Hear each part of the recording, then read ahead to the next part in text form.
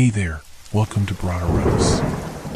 Tonight, we've got hours of chilling horror stories combined with soothing rain sounds to help you relax and sleep. Before you drift off, leave a comment below and let us know where you're listening from and what time it is. And don't forget to hit that like button and subscribe right away.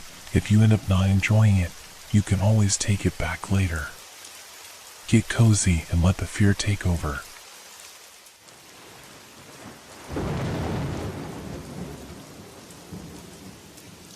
The abandoned playground. The day had started like any other.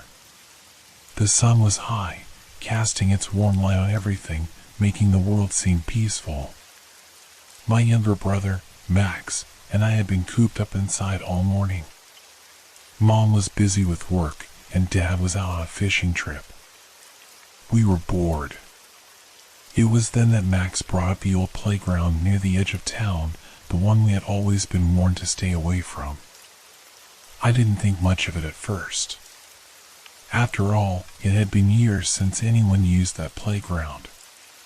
It was abandoned, overgrown with weeds and vines, the equipment rusty and broken.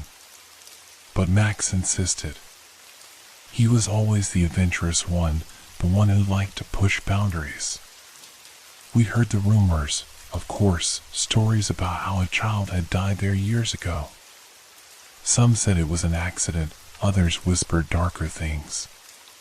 But that was all they were, stories. We grabbed our bikes and rode down the familiar road, the one that led to the edge of town. The further we got, the quieter it became. The houses thinned out, and the trees grew thicker. Soon, there was nothing but the road and the occasional bird calling from above. My mind was already wandering to other things, the eerie stories forgotten. It wasn't until we reached the old fence surrounding the playground that I felt a strange shift in the air. The place looked even worse up close. The paint on the swings was chipped and faded, the merry-go-round rusted and stuck in one position. There was something unsettling about it all, like the playground had been frozen in time. The air smelled musty, thick with the scent of wet earth and rotting wood. Yet, I felt an inexplicable pull, an odd curiosity that urged me to step closer. Max was already over the fence, his laughter echoing in the empty space. "Come on. What are you waiting for?" I hesitated for a moment, staring at the swing set. The metal chains creaked even though there was no wind. I pushed the thought away. It was just the age of the equipment, nothing more. But as I climbed over the fence and walked toward him, something caught my eye. The swing on the farthest side of the set was moving slowly back and forth as though someone was sitting on it. I blinked. The swing had been empty just a moment ago. Max noticed my hesitation. "What's wrong? You scared?" "No. It's just weird," I muttered, my voice unsteady. I forced a smile and tried to ignore the shiver running down my spine. But I couldn't shake the feeling that something was off. Something I couldn't explain, but that was starting to claw at the back of my mind. As we explored the abandoned playground, I kept glancing at the swing. It was still moving. Back and forth, back and forth. No one was there. But it wouldn't stop. And as I stood there, watching it sway, I felt something, a presence, just beyond my reach. Something was watching us. We wandered deeper into the playground, the air growing heavier with each step. The sound of the creaking swing was like a distant echo in my mind, never quite fading, always lingering. Max was excited, jumping from one rusted slide to another, his laughter filling the empty space. But I couldn't shake the unease creeping over me. It wasn't just the decay of the place, it was something more, something alive. Max ran over to the merry-go-round, trying to get it spinning with all his strength. The iron bars screeched as he pushed, but it barely moved.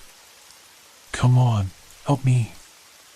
"It's stuck," he yelled, not noticing my gaze shifting back to the swing. I didn't answer at first. My eyes were locked on the swing that moved on its own. It was moving more erratically now, faster, as though someone was pushing it from the other side. But there was no one there. No breeze, no sign of anything that could explain it. I felt a knot form in my stomach. "Max," I called out, my voice shaky. He stopped and turned, a grin on his face, but it quickly faltered when he saw my expression. "What's wrong?" he asked, approaching me. "Look," I whispered, pointing to the swing. Max glanced over, his eyes narrowing as he saw the movement. "That's weird," he said, his tone faltering. "Maybe it's just the wind. Or some old machinery?" I didn't respond. I knew it wasn't the wind. The air felt still, thick with something unexplainable. It was as if the whole place was holding its breath. We stood there for a long moment, just watching the swing. Neither of us moved.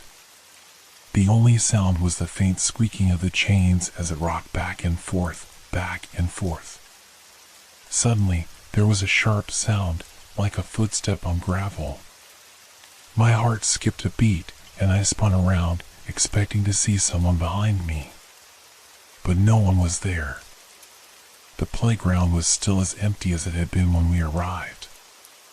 I turned back to Max, my mind racing. "We should go," I said, my voice barely above a whisper. "Now." Max frowned, not understanding my sudden urgency. "What?" "It's just an old playground. Nothing's going to happen." But I couldn't shake the feeling that something was watching us, waiting for us to make a mistake.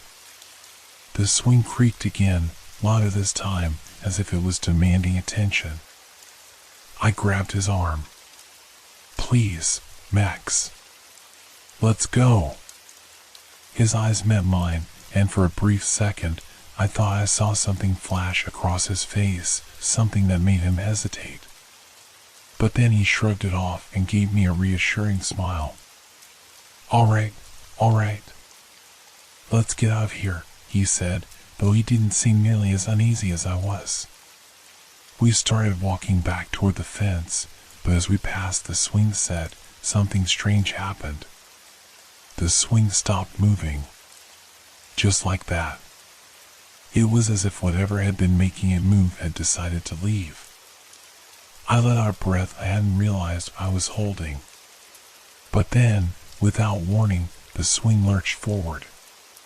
Hard. As though it had been pushed by an invisible force. I froze. Max didn't notice. He was already halfway to the fence, looking back at me, waiting. But I couldn't move. I was rooted to the spot, my eyes wide, staring at the swing that was now swaying violently in the air. It was as though something was trying to get our attention, something that hadn't been there before but was there now. Something angry. I stood there, frozen, unable to tear my eyes away from the swing that now moved with unnerving force. Max's voice drifted toward me, faintly. "Come on, hurry up," he called, his impatience clear. But I couldn't move. My legs felt heavy, like something was pulling me back, holding me in place. I glanced over at Max, who was now almost at the fence, unaware of what was happening behind him. The swing moved faster, its chains rattling louder with each violent swing. And then, just as abruptly as it had started, it stopped, suspended in midair, as if waiting. I felt a cold breath of air on the back of my neck, a chill that had nothing to do with the temperature. The hairs on my arms stood on end. It was like a presence was right behind me, unseen but undeniable. "Hello?" I whispered, my voice trembling despite my best efforts to stay calm. The wind rustled the leaves around me, but it wasn't the wind that had made the sound I heard next. It was a voice, soft but clear, like a whisper carried on the breeze. "Help me." I froze. The voice wasn't Max's. It wasn't anyone I knew. It was a voice that felt distant, old, like it had been trapped here for years. My heart began to race. My mouth went dry, but I couldn't bring myself to move. "Help me," it came again, closer this time. A soft, pleading sound that seemed to come from the swing itself. I whipped around, my eyes searching for anything that could explain what was happening. But there was nothing. No one. Just the swing, eerily still again, as though nothing had happened at all. My breath caught in my throat. Could I have imagined it? Was it just the wind playing tricks on me? I shook my head, trying to clear my thoughts, but the voice lingered in my mind. It wasn't the kind of voice you could forget. I had to get out of there. Now. I turned to Max, who was standing at the fence, looking back at me.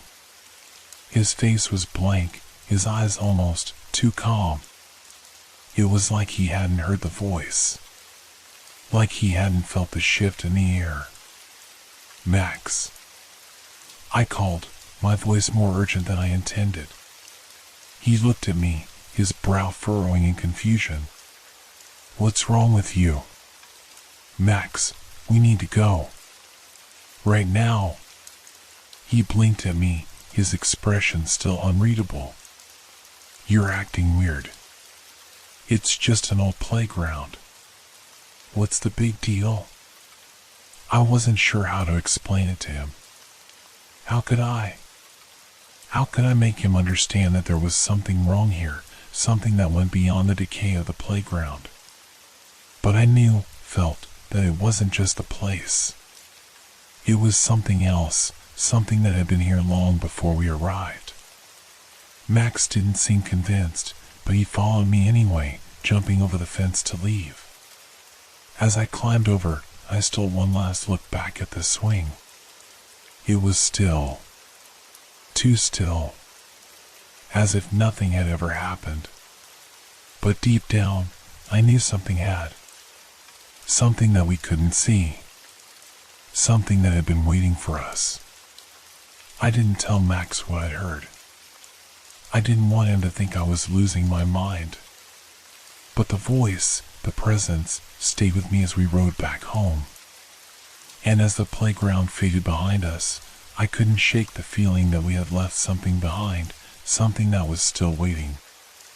The rest of the day passed in a blur. Max and I didn't talk much as we biked back home. He was still acting like nothing was wrong, chatting about the playground like it was just another adventure. But I couldn't shake the unease that gnawed at me, growing worse with every passing hour. I kept replaying the voice in my mind, the soft whisper that seemed to come from the swing. "Help me." It didn't make sense. But it felt real. Too real. When we got home, I tried to brush it off. I couldn't let my mind linger on it. I couldn't risk telling Mom or Dad. They'd just tell me it was my imagination running wild. They wouldn't believe me. Who would? That night, I tried to sleep, but the darkness felt different. My bedroom, which had always been a sanctuary, now seemed too quiet, too still. The shadows in the corners of the room seemed to shift and twist when I wasn't looking. I could almost hear the faint sound of something creaking. The swing. I rolled over, pulling the blanket tighter around me, trying to block out the feeling. But it wouldn't go away. I could still hear that whisper in my head. "Help me." It was louder now, more urgent. Like it was calling me. At some point, I must have fallen asleep, but when I woke the next morning, it was still there. That feeling of being watched. of something lurking just out of sight. I tried to tell myself it was nothing, that the playground, the voice, the feeling, maybe it was all just a bad dream. But I couldn't shake the sense that I was being pulled back to it, that it wasn't over. Max didn't seem to understand why I was so on edge. He was eager to go back to the playground, as if nothing had happened. He kept asking when we could go again, but I resisted. Something inside me told me it wasn't over, that the playground had more to tell us, more to show us. I tried to forget about it. I really did. But the more I pushed it aside, the more persistent it became. It was like an itch in the back of my mind, one I couldn't scratch no matter how hard I tried. And then, a week later, Max brought it up again. "We should go back," he said, his voice casual, like we were just making plans for a regular afternoon. I froze. The idea of going back sent a shiver down my spine. I couldn't explain why, but something told me that if I went back, I wouldn't be able to leave the same way. That something, someone, would be waiting for me. But Max wouldn't let it go. He was insistent, his curiosity piqued by the strange events at the playground. He wasn't afraid. He was drawn to it, like a moth to a flame. And part of me, a foolish part of me, wanted to go back, too. To face whatever had been watching us. To know the truth, no matter how terrifying it might be. That afternoon, we rode back to the playground. The sun was low in the sky, casting long shadows across the ground. The air felt heavier than it had the first time, thick with something I couldn't name. As we approached the old fence, I felt a cold breeze, sharp against my skin. It wasn't like any wind I had felt before, it was cold in a way that felt unnatural. Max climbed over the fence first, as he had done the last time, his movements carefree. I hesitated, standing at the edge, my heart pounding in my chest. Every instinct in me screamed to turn around, to leave before it was too late. But I followed. I had to. As I stepped inside the abandoned playground, the silence hit me like a weight. It was dead silent, not even the birds or insects seemed to dare enter this place. My eyes were drawn to the swing set immediately. The swing was still. Too still. And yet, I couldn't shake the feeling that something, someone, was waiting for us. "Max," I said, my voice barely a whisper. "Do you feel that?" He turned, looking at me with a puzzled expression. "Feel what?" The air. It's different." Max rolled his eyes, not understanding. "You're being weird again. Let's just have some fun." I watched him walk further into the playground, moving toward the slide. His carefree attitude only made the dread in my chest grow heavier. I couldn't shake the feeling that something was wrong, something that I couldn't explain. And then, as I stood there, staring at the swings, I heard it again. The whisper. "Help me." It came from the swing, soft but undeniable. This time, it wasn't a question. It was a plea, a desperate cry for attention. A cry for help. My heart raced. I spun around to look at Max, but he was too far away. He didn't hear it. He didn't feel it. But I did. I could feel the eyes watching me, the cold fingers of fear crawling up my spine. Something was here. Something wanted me to stay. Something wasn't going to let us leave. Max was still too far away, lost in his own world, laughing as he climbed up the rusted slide. His back was to me, his focus on the decaying playground equipment. But I couldn't tear my eyes away from the swing. I could feel the pull, the strange energy that surrounded it, as if it were calling me. Help me. The voice was clearer now, more distinct. It wasn't in my head anymore. It was in the air around me, a soft but insistent whisper. I could almost feel the weight of the words pressing against my chest. I took a step back, my feet moving of their own accord. I wanted to run. I needed to run. But my legs refused to obey, frozen in place as my gaze remained locked on the swing that swayed gently, even though the air was still. Max. I called out, my voice shaky. We need to go. Right now. Max looked over his shoulder, his brow furrowing at my tone. What are you talking about? It's fine, just come over here. But I didn't move. My heart was pounding in my chest, my breath quick and shallow. The whisper was louder now, like it was coming from right behind me. I turned, instinctively, but there was no one there. And then I saw it. A figure, barely there, just a shadow, a blur of movement, on the edge of the playground, standing still, watching me. My breath caught in my throat. I could see nothing but the shape of it, a faint outline, like a person, but somehow wrong. Something about the way it stood, as if it wasn't fully in the world, like it was caught between two places. Max. I screamed, my voice cracking. Max, please, we have to leave. Max turned around fully now, his expression full of confusion. But as he looked at me, his face slowly changed. His smile faltered, and his eyes widened as he began to notice the eerie stillness of the place, the way the shadows seemed to stretch unnaturally long, as though they were reaching for us. I could see it too. The thing in the corner of my eye was real. It wasn't my imagination. And it was closer now. Max took a step back. What the hell is that? He whispered, his voice trembling. I wanted to tell him to run.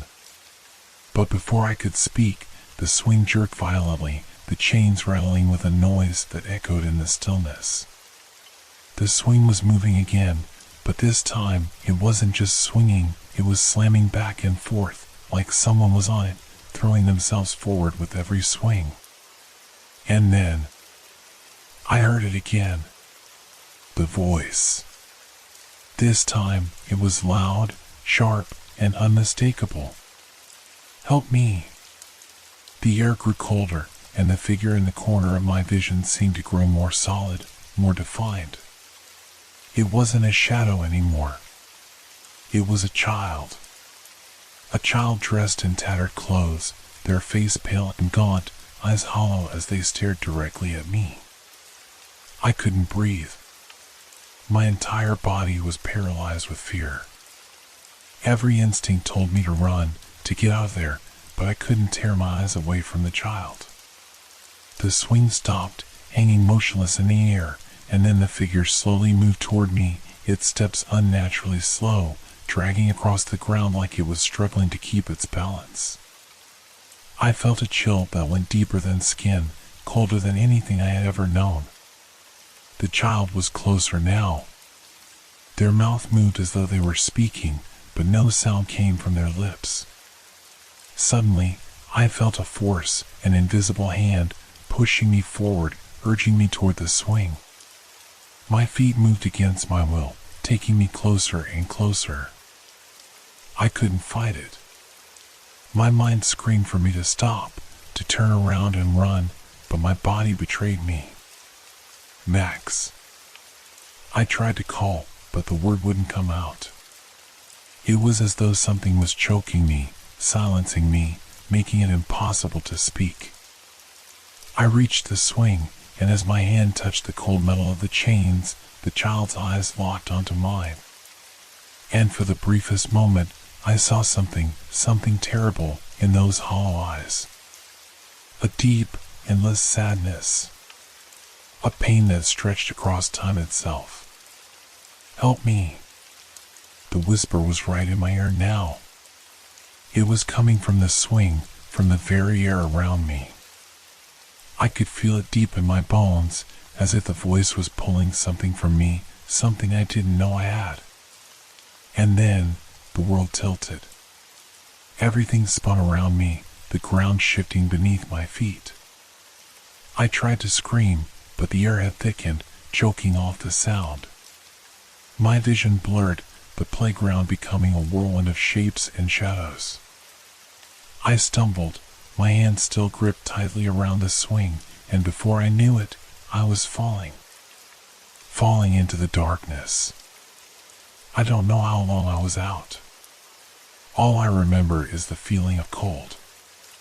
The unshakable coldness that filled my body, seeping deep into my soul. When I opened my eyes again, I was back at the fence.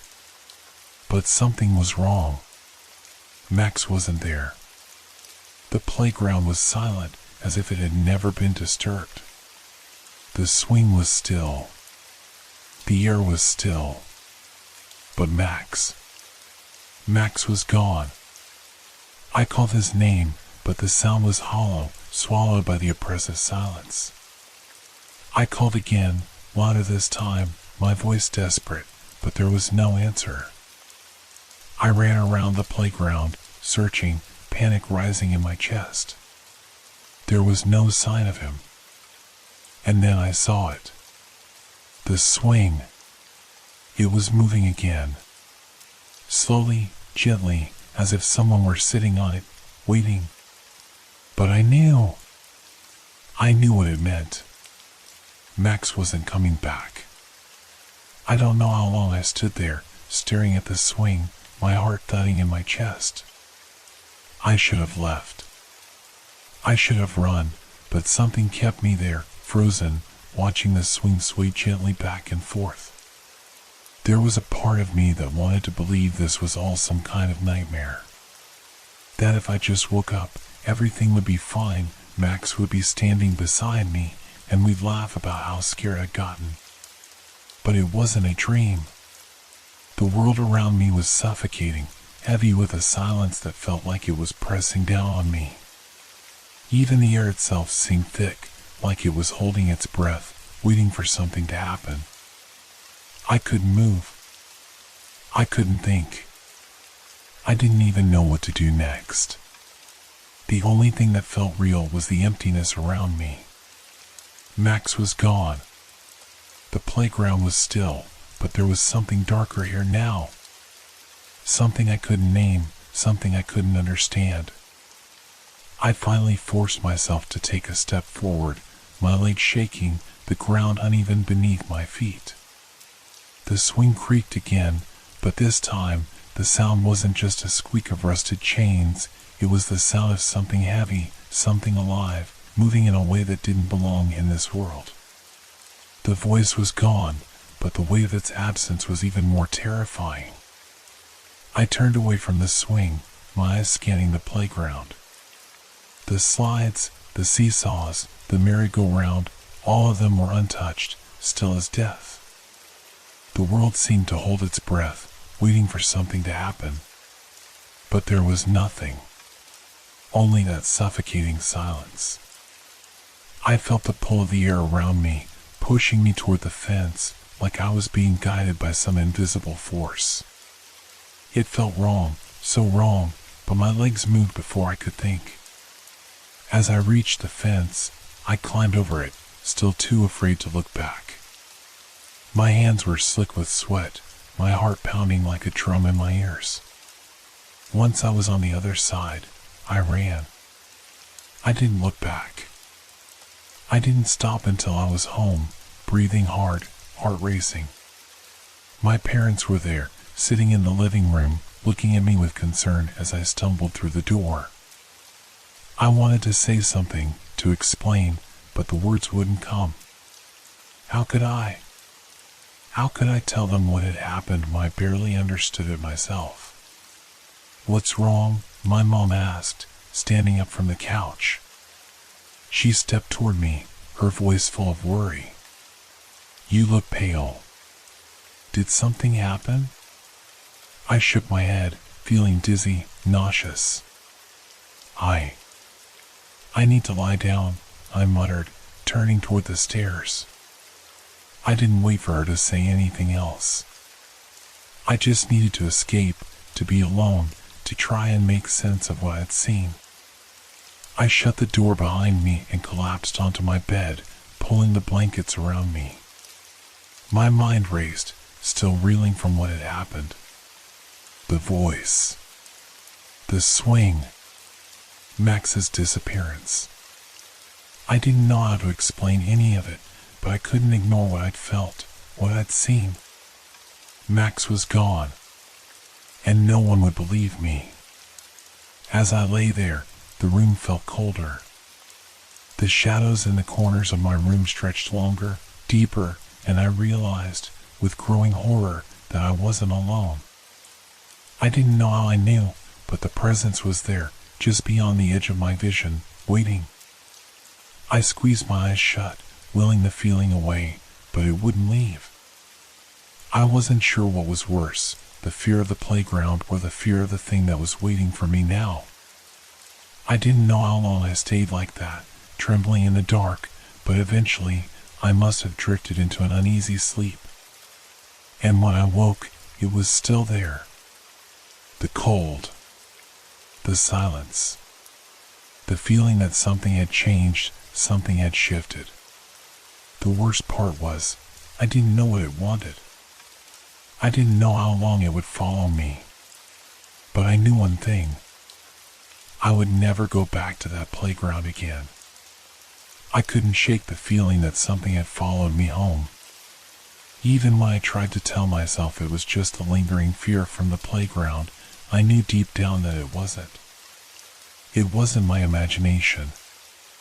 I had felt it in the air, something dark, something unnatural. It clung to me like a shadow that wouldn't let go. The next few days passed in a blur, each one slipping into the next. I went to school, sat in class, but my mind was never really there. I was always thinking about what had happened. I couldn't stop replaying the events in my head. The voice, the swing, the child, Max was gone. I still couldn't believe it. How could I? How could anyone? I tried to talk to my parents about it, but every time I opened my mouth, the words caught in my throat. How could I explain what had happened at the playground? How could I make them understand that Max was gone and there was no way to bring him back? They would never believe me. They would think I was just imagining it. Or worse, they would think I had something to do with it. So I stayed quiet. I became a ghost in my own home, retreating to my room, my only refuge. But even there, I wasn't alone. It started with small things. Objects moved when I wasn't looking, my books out of place, a chair pulled away from the table, the door to my closet creaking open on its own. At first, I convinced myself it was just me being paranoid, but deep down, I knew better. Something was happening, and it wasn't going to stop until it got what it wanted. Then came the knocking. It was soft at first, a faint tap on the door, barely audible. But it didn't stop. Every night, just as I was about to drift off to sleep, I would hear it. A slow, rhythmic knocking, like someone, something, was on the other side of the door. I would lie in bed, my heart racing, staring at the door, waiting for it to stop. But it never did. It always came back. I tried to ignore it. I tried to convince myself that it was just the house settling, or the wind, or anything else I could think of. But deep down, I knew it wasn't. It wasn't the house. It wasn't the wind. It was something else. One night, after the knocking had stopped, I decided to check. Maybe I was just losing my mind. Maybe there was a logical explanation. I stood up, the floorboards creaking beneath my feet as I made my way to the door. My hand trembled as I reached for the knob. I opened it slowly, peering out into the dark hallway. Nothing. The silence that greeted me was almost worse than the knocking. It was too quiet, as if the house itself was holding its breath. I stepped out into the hallway, my footsteps echoing in the emptiness. The air felt heavy, thick with an unseen presence. My heart thudded in my chest as I turned to face the stairs. That's when I saw it. A figure, standing at the top of the stairs. Just a silhouette in the dim light, but I could feel it. I could feel the coldness radiating from it. It was watching me, waiting. I couldn't see its face, but I didn't need to. I knew exactly what it was. It was the child from the playground. The same pale face, the same hollow eyes, staring down at me from the shadows. It didn't move, didn't make a sound, but I could feel its gaze, cold and unblinking, like it was waiting for me to do something. I didn't know what, but it was clear that it wasn't going to leave until I figured it out. I stepped backward, my mind racing, my heart pounding. I didn't know what to do. I didn't know how to fight this thing. All I knew was that it was real. It was here.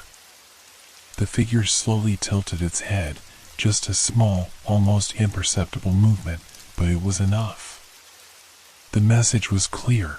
It wasn't going anywhere. I bolted back to my room, slamming the door behind me. My breath was shallow, my hands shaking. I backed away from the door, my eyes never leaving the shadowed hallway outside. The child was still there, still watching me. I sank to my knees, feeling a cold sweat break out over my skin. I couldn't fight this. I couldn't even run. It had found me, and there was nothing I could do to escape. And then, just like that, the knocking started again. Louder this time. I pressed my hands over my ears, but it didn't stop. It never stopped. The sound reverberated through my skull, growing louder and more insistent with every passing second. And I knew, in that moment, that it would never end. That the thing that had followed me home wasn't going to leave until it had everything it wanted. Max. The voice. The swing. The child. It wasn't done with me yet. It hadn't finished what it had started. And I couldn't escape. The knocking continued. It was so loud now that it felt like it was coming from inside my skull, pounding through my thoughts, drowning out everything else. I tried to shut my mind off, to block it out, but it only grew stronger, more relentless. I couldn't breathe. The air was thick, heavy with the weight of the unseen presence that had taken over the house.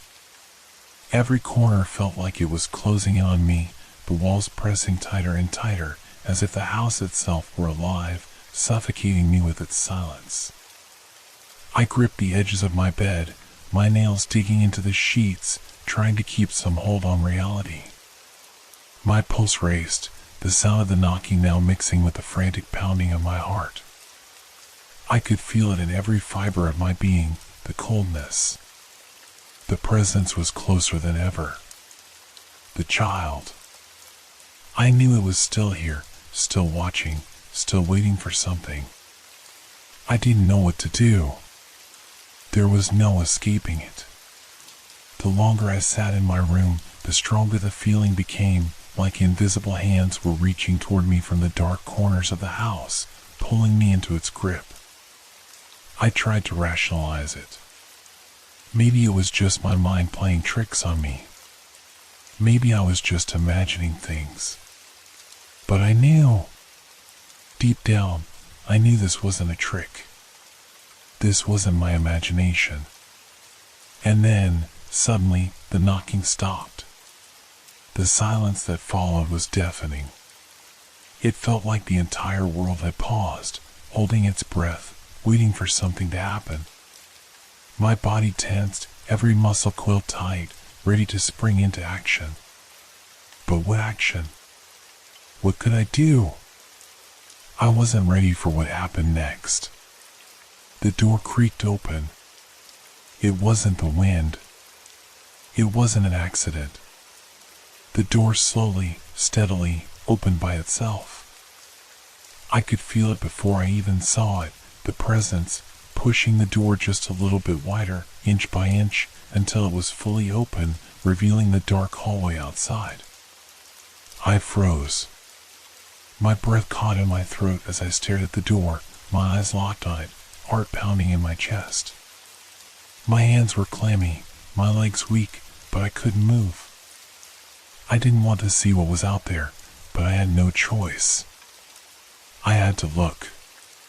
The compulsion was too strong. I slowly turned my head, my eyes scanning the hallway. It was dark, only the faint light from the window illuminating the shadows that stretched out before me. And then I saw it. At the end of the hall, just beyond the reach of the light, was the figure. The same child. Standing still, unmoving, staring directly at me. I could feel its eyes even though I couldn't see them clearly. It was watching me. Waiting for me. And I knew it wasn't going to leave until it had what it wanted. I couldn't breathe. My chest was tight, like there was a weight on me, pressing down, suffocating me. My throat burned, but no sound came out. I couldn't speak. I couldn't scream. The child began to move. Slowly at first, dragging one foot after the other, the sound of its movement soft but deliberate. Each step was heavier than the last, each one echoing in my ears as I sat paralyzed on my bed. I wanted to run. I wanted to do anything to escape this, but my body wouldn't obey. My muscles were frozen, my legs trembling, too afraid to move. The child got closer. Closer. It wasn't walking anymore. It was gliding, its feet barely touching the floor, moving as though it was floating, its eyes locked onto mine. I don't know how I did it, but somehow, I managed to break free of the terror.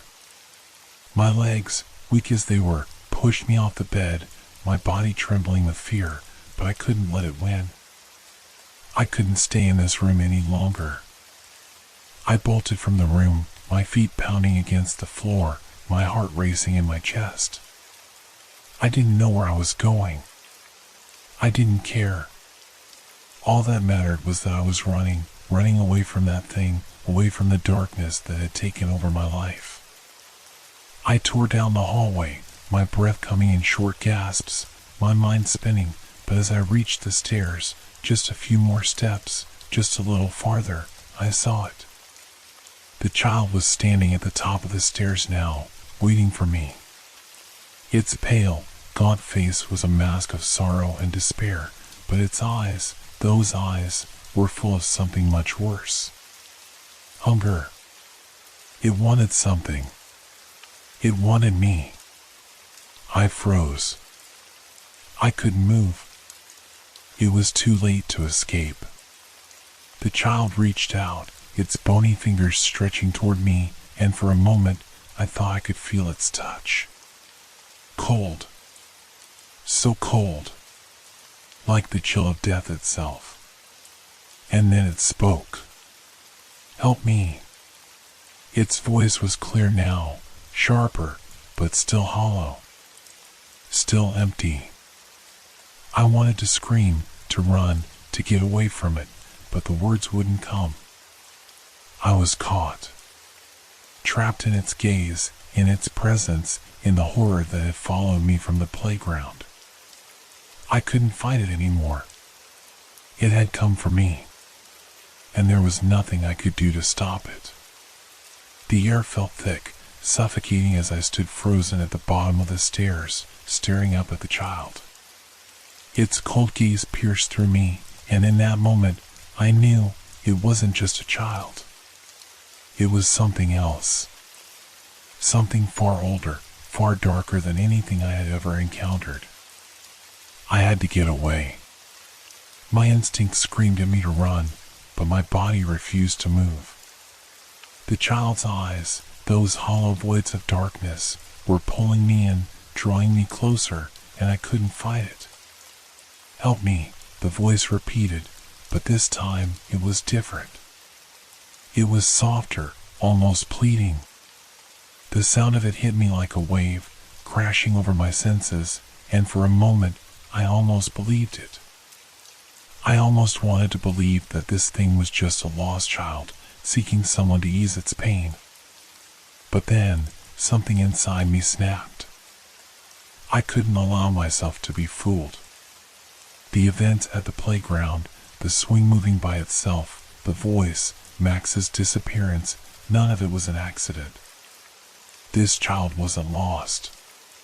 It wasn't seeking help. It was trapping me. I took a step back, my legs shaking beneath me. Slowly, I began to back away, my eyes never leaving the figure on the stairs. It didn't follow me. Not yet. But I could feel it, that invisible thread between us, tightening, pulling me toward it. "Don't look away," I told myself. "Don't let it control you." But it wasn't just its eyes. It was something more. I could feel its presence in the air around me, like a suffocating cloud of darkness. I had to break free. I had to do something. Anything.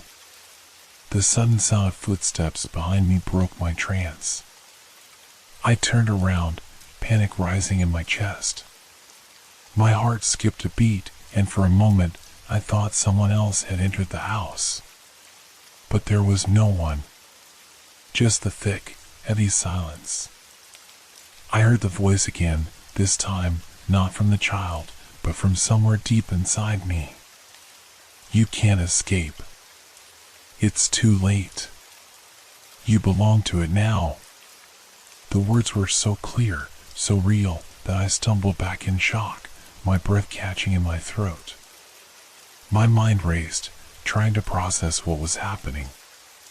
This wasn't just a haunting. This wasn't just a child's spirit trapped in some limbo. This was something else. The knocking began again, louder, faster, more frantic. But this time, it didn't come from the door. It was coming from within the walls, as if the house itself was alive, breathing, calling out to me. I reached for the doorknob, my hand trembling. The child at the top of the stairs made no move, but its eyes never left me. I could hear its whispers, low and distorted, like the wind in a tunnel. "Please," it begged. "Help me, find someone to listen."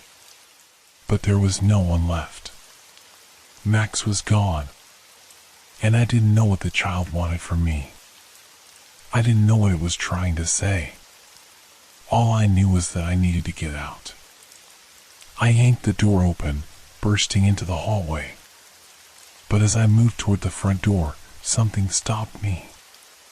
The house was wrong. It felt wrong. I turned back.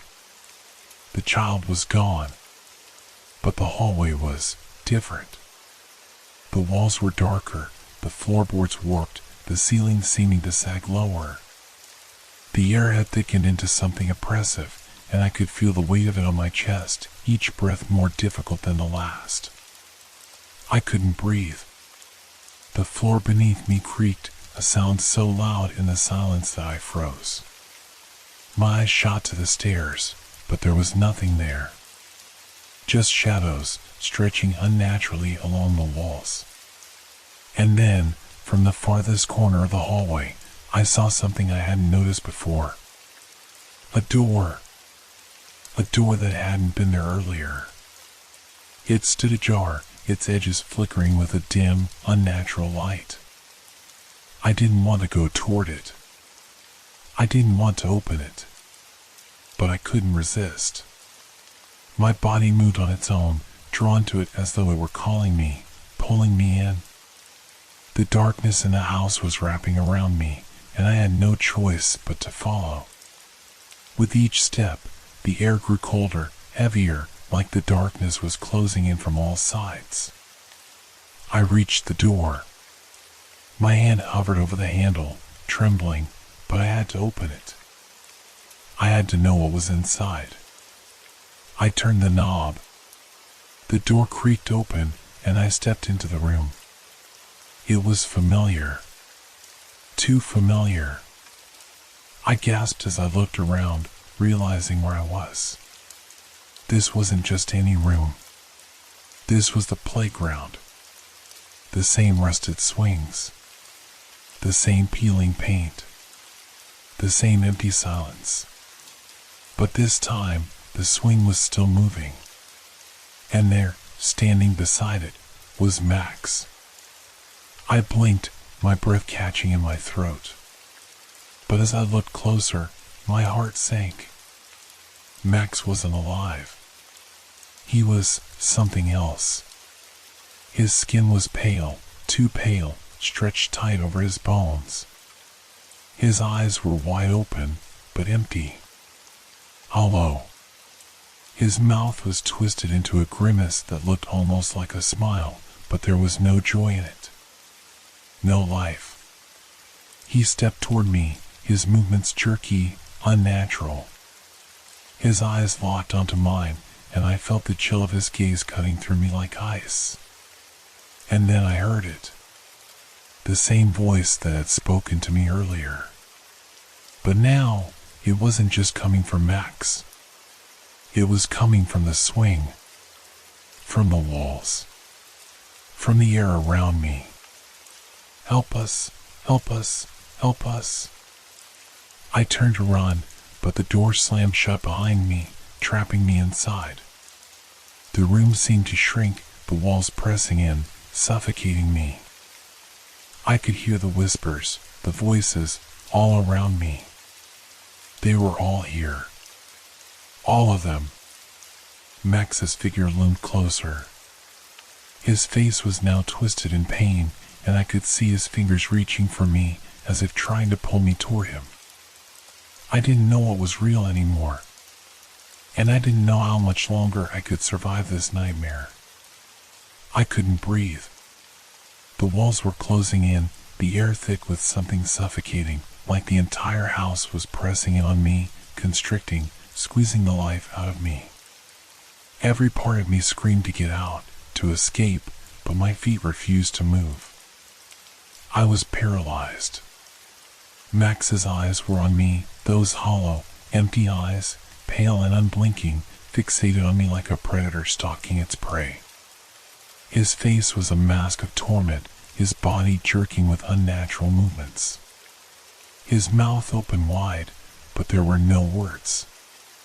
Only the low, guttural sound of breathing. And then, the voices. They grew louder, surrounding me from every corner of the room, coming from the walls, the swing, the floor beneath my feet. The house was alive, alive with the whispers of the lost, the spirits of those who had once been children, trapped here forever, waiting for someone to hear their cries. Help us, the voice of the child, the voice of Max, the voice of something else, something older, darker, echoed in my mind. The air turned frigid, a cold so sharp it cut through my clothes and into my skin. I could feel the weight of the presence around me, could feel it pressing down on my chest, suffocating me. The door behind me was no longer a way out, it was just another part of the trap, a false escape. I turned, desperate to find an exit. I looked back toward Max, but he was no longer standing still. His movements were erratic, unnatural, as though his body was trying to break free from something inside of him. He took a step toward me, just one step, but that was enough. He wasn't Max anymore. He was something else, something lost, something hungry. And then I heard it again. That voice. The voice that had been calling me, pulling me into the darkness. The same voice I had heard in the hallway, the one that had whispered in my ear, the one that had said, "You can't escape. It's too late. You belong to it now." But now, it was louder. It wasn't just speaking to me. It was speaking through me. "Come closer." I wanted to scream, but my mouth was dry, my throat constricted. I couldn't move. The chill in the room was unbearable, but I couldn't escape it. I couldn't run. My legs felt like stone, and all I could do was watch as the child, Max, or whatever he had become, came closer, his empty eyes locked on mine. I thought about the swing. The way it had been moving on its own, the way it had creaked and groaned in the windless air. The child, the spirit, had been trapped here. It had been trying to reach out for someone, anyone, who could hear it, who could understand its pain. But I had made a mistake. I wasn't supposed to hear it. I wasn't supposed to see it. The child wasn't waiting for me to help. It was waiting for me to join it. And I realized, with terrifying clarity, that I had been brought here not to save anyone, but to become a part of it. To become one of the lost. The room was spinning. I couldn't focus. My vision blurred, and the whispers seemed to grow louder, more insistent. They were in my ears now, in my head, pulling at the edges of my sanity. "Help us." And then, the ground beneath me gave way. I fell through the floor, through the darkness, through the endless tunnel of despair. I reached out, but there was nothing to grasp. I couldn't scream, couldn't breathe. The shadows swallowed me whole, and I knew, with a sickening certainty, that there was no way out. I had become a part of it. I was just another soul trapped in this place. Just another lost voice, crying out in the darkness, forever waiting for someone to hear. But no one would. Because I had joined them. And the cycle would never end. I woke up with a start, gasping for air as my chest heaved in panic. My hands shot out, grabbing at the cold floor beneath me. I blinked, trying to shake off the remnants of the nightmare, but the sensation lingered. The shadows, the whispers, the feeling of suffocation, none of it was gone. I was still in the room. But no, I wasn't. I looked around, and the first thing I noticed was the silence. The oppressive quiet that seemed to cling to the air. The room I was in now was different. It wasn't the hallway. It wasn't the abandoned playground. It was the same house, but wrong. The walls were cracked, peeling, covered in dust, as if it hadn't been lived in for years. The smell of mildew and decay filled the air, making my stomach turn. I stood up, my legs shaky, and surveyed my surroundings. It wasn't just the room I was in that had changed. The house had changed. It felt older, like it was decaying around me, slowly falling apart. But it was more than that. It was the feeling. I was being watched. I could feel it, those invisible eyes on me, following my every move. I wasn't alone. There was a coldness to the house, a heaviness that weighed on my chest. The house wasn't just old, it was suffocating. The walls seemed to pulse with something dark, something alive. I moved toward the window, my steps tentative, as if I was afraid the floor would give way beneath me. I reached out to push the curtain aside and... no. It was no longer the quiet, decaying house I had stepped into. The view from the window was the playground again. The same rusted swings. The same twisted, barren trees. The same empty silence. And then I saw it. The swing. It was moving again, slowly, creaking as it swayed back and forth. No wind. No one there. Just the swing, swaying in the empty air. A chill ran down my spine. I turned away from the window, feeling the cold wash over me. My heart was pounding in my chest, but I couldn't stop. I couldn't stay here.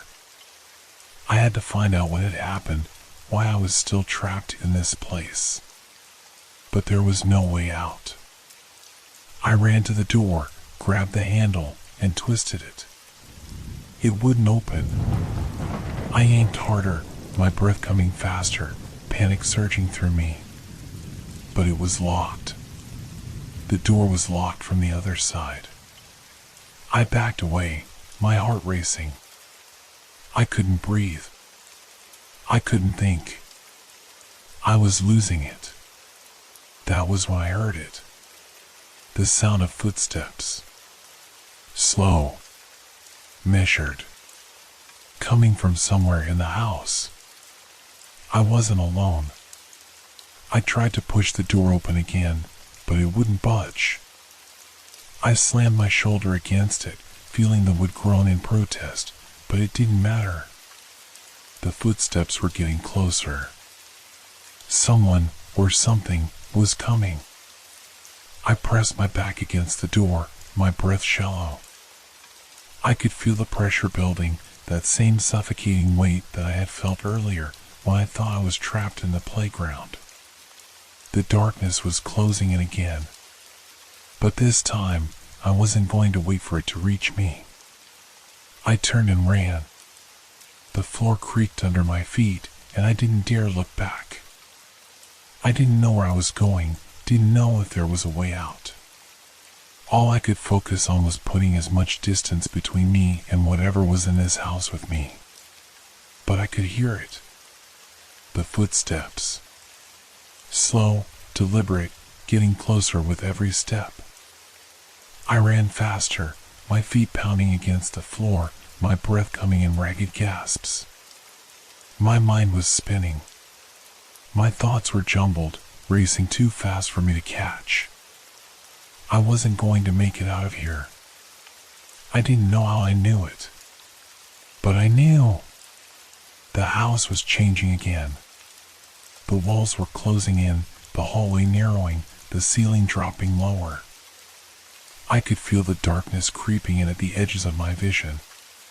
The footsteps were almost on top of me now. I couldn't outrun it. I turned a corner, desperate for something, anything to stop it. And then I saw it. The door. The door at the end of the hallway. It was different from the others.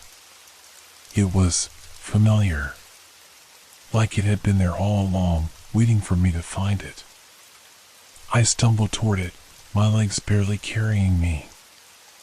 I reached out for the handle, my fingers trembling, and it was locked. I felt the presence behind me, the air growing colder, heavier. The footsteps were louder now, almost deafening. I could hear breathing. Ragged. Guttural. It wasn't human. I spun around, ready to face whatever was coming. My heart was racing, my pulse pounding in my ears. And there it was.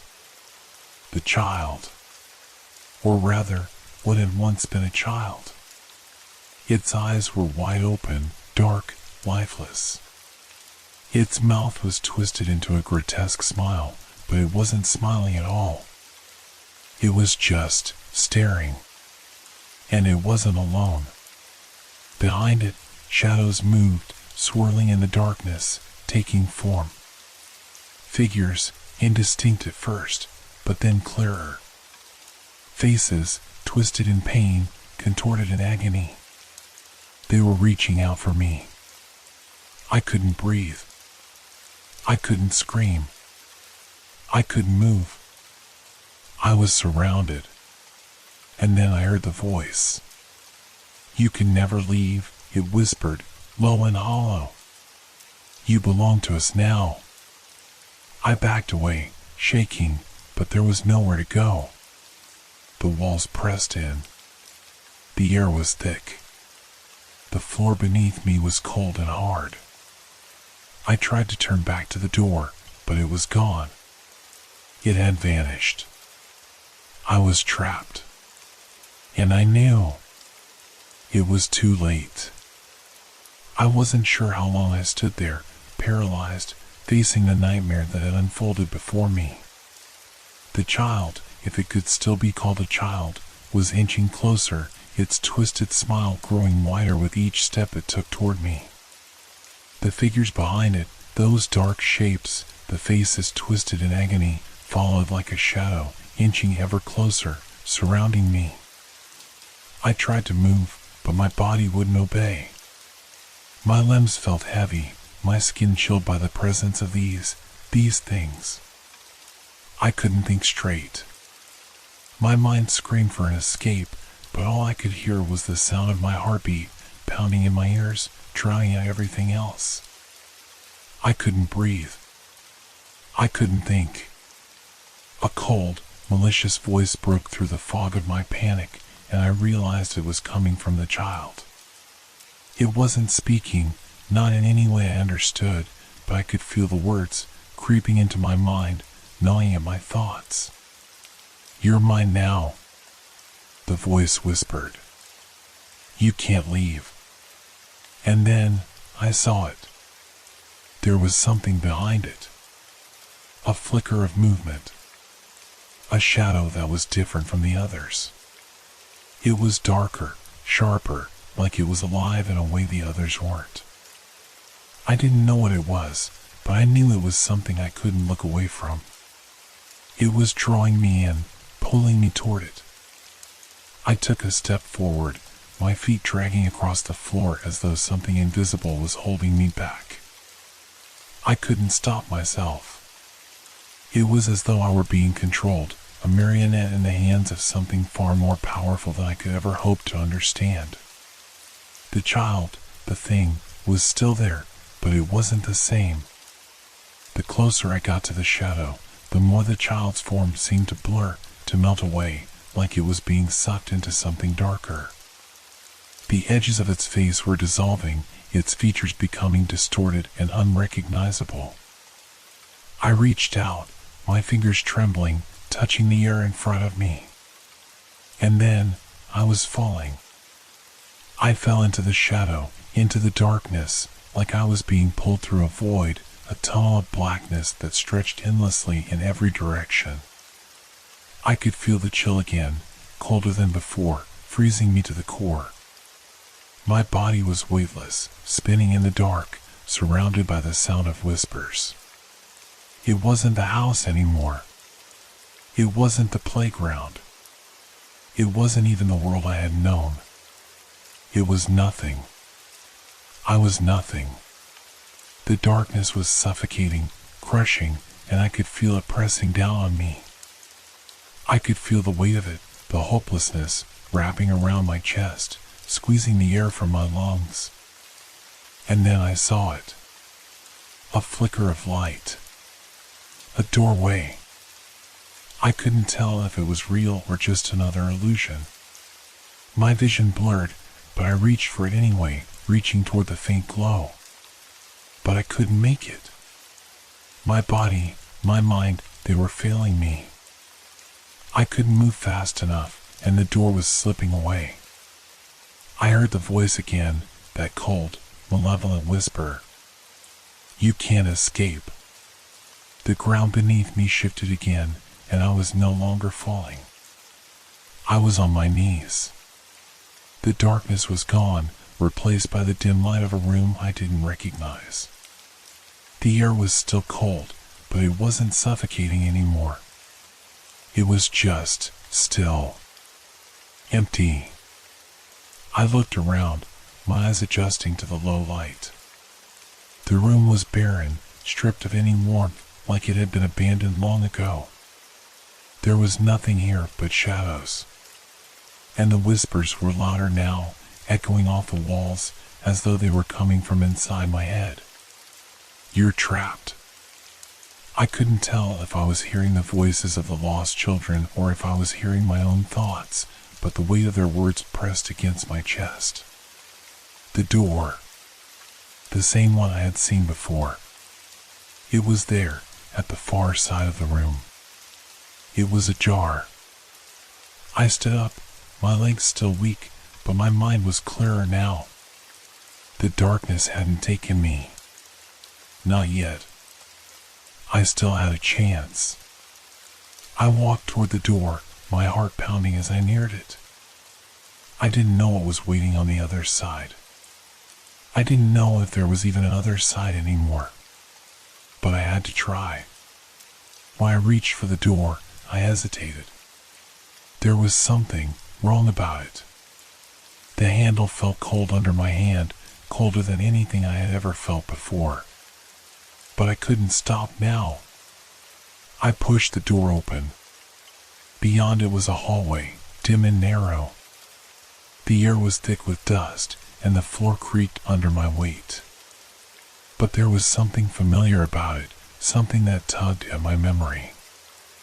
I stepped through the doorway, my breath catching in my throat. And then I saw it. The playground. It was the same playground, the one I had left behind, or had I? No. It couldn't be. The swing was there, still creaking in the windless air, but there was something wrong with it. It was moving too fast. Too violently. It jerked back and forth, the chains snapping like they were about to break. The whispers were louder now, all around me, in my ears, inside my head. It's here. It's always here. You can never leave. I looked around, my mind unraveling. The figures, those children, the ones I had seen in the house, the ones I had heard in the whispers, they were standing around me, their eyes hollow, their faces twisted in silent screams. And I knew then. I had never left. I had never escaped. I had become one of them. I was trapped in the playground, but it wasn't the same place I had seen before. The swing was no longer the simple, rusted structure I remembered. It was alive, as if it had a mind of its own, violently swaying in the still air. The chains rattled with a force that made my skin crawl, and the ground beneath my feet seemed to vibrate with an otherworldly energy. I stood frozen, paralyzed by a combination of fear and the overwhelming realization that I was no longer just a visitor to this place. I was part of it. The figures, the lost children, or whatever they had become, were circling around me now, their hollow eyes fixed on me, their faces contorted in a silent plea. Their mouths opened and closed, but no sound came out, only the whispers that filled my mind. You are one of us now. The voice was clearer this time, not just in my head, but in the air around me. It felt like it was coming from everywhere at once, vibrating through the ground, through the walls of the playground, through the very air I breathed.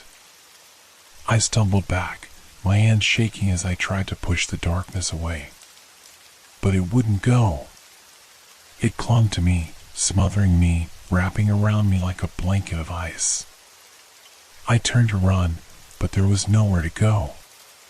The playground stretched out endlessly in all directions, like a maze I couldn't escape.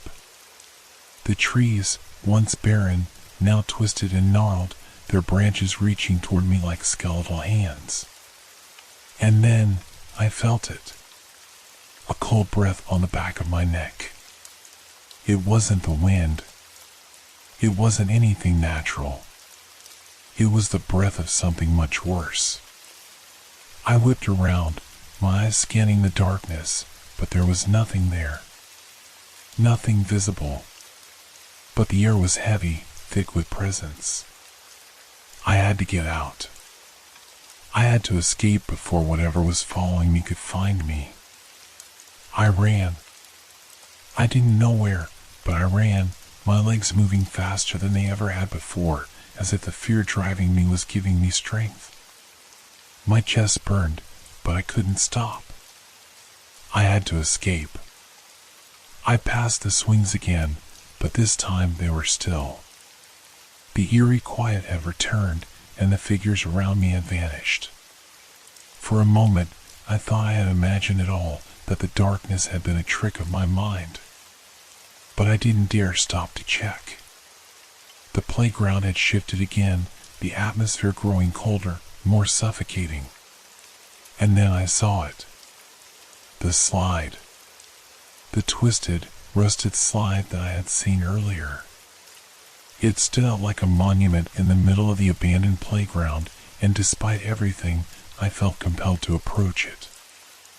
I didn't know why. I couldn't explain it. It was like something deep inside me was pulling me toward it. I walked slowly, my feet dragging against the dirt. As I neared the slide, the whispers began again, this time louder, clearer. They were coming from beneath me, from inside the earth itself. Come closer. I shivered, but I couldn't stop myself. The compulsion was too strong. I reached out, touching the metal surface of the slide. It was cold, colder than anything I had ever felt. The rust scraped against my skin as I ran my fingers over it, and then I felt something small, hidden in the crevice between the slide structure. I hesitated, my breath catching in my throat. I could feel it. There was something beneath the surface. Something buried. I pulled harder, scraping the rust away. My hands were trembling as I dug deeper, my heart racing with a mix of fear and desperation. Whatever it was, I needed to know. I couldn't stop now. Finally, I felt it, a small, jagged object. I pulled it out, holding it in my shaking hands. It was a rusted locket. I opened it, and a photograph fell out, yellowed with age. The edges were frayed, and the image was faded, but I could still make out the figures in the picture, a child, no older than 5, smiling brightly for the camera. It was a boy. His eyes were wide and innocent, his face filled with a happiness that seemed so out of place in this forsaken place. The photograph sent a jolt through my body, a wave of cold that made my knees buckle. I knew this child. I didn't know how, but I knew him. The air around me grew colder, the whispers louder. He was the one. The voice was faint but unmistakable, curling around my mind like a snake. The locket slipped from my hands, hitting the ground with a soft thud. I stepped back, but I wasn't alone anymore. The child was standing before me, his wide, empty eyes locked onto mine. The twisted smile I had seen before returned, but now it was accompanied by the hollow echoes of the other children's voices.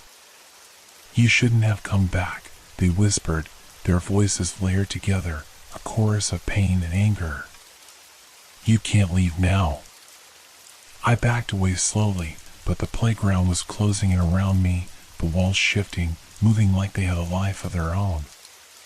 The trees groaned, the swings creaked, and the ground beneath my feet trembled. I could hear the voice again, that familiar voice from before, and I realized with a sickening jolt that it was coming from the child. "You'll stay here with us," he said, his smile widening, revealing teeth far too sharp for a child.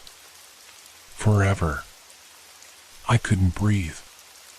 My chest constricted as the weight of his words pressed against me. I couldn't move. I couldn't escape. The figures around me were closing in. They were all around me now, their faces twisted in agony, their hands reaching out to grab me, to pull me into the darkness with them. And then, I knew. I wasn't going to make it out. I had become part of their world. Part of the playground's curse. And there would be no escape. The child stepped forward, his eyes never leaving mine, and I felt the coldness of the darkness engulf me once more. It was over. The ground beneath me cracked, the very earth groaning under some unseen weight. It felt as if the whole playground was alive, a monstrous entity made up of broken swings, twisted trees, and rusted metal. I could hear the whispers grow louder, more insistent, as if they were urging me towards something far darker than I had ever imagined. I stumbled back, my hands pressed against the air in a futile attempt to hold the darkness at bay. But it wasn't just a playground now, it was inside me. I could feel the cold, the pressure, pressing into my chest like an iron vice. There was no escape from it. No matter how hard I tried to run, the darkness was always there, lurking just behind me, closing in on all sides. I didn't know where the others had gone. The figures, the children, they had disappeared. Perhaps they had never been real at all. Perhaps they were just projections of the fear that was consuming me.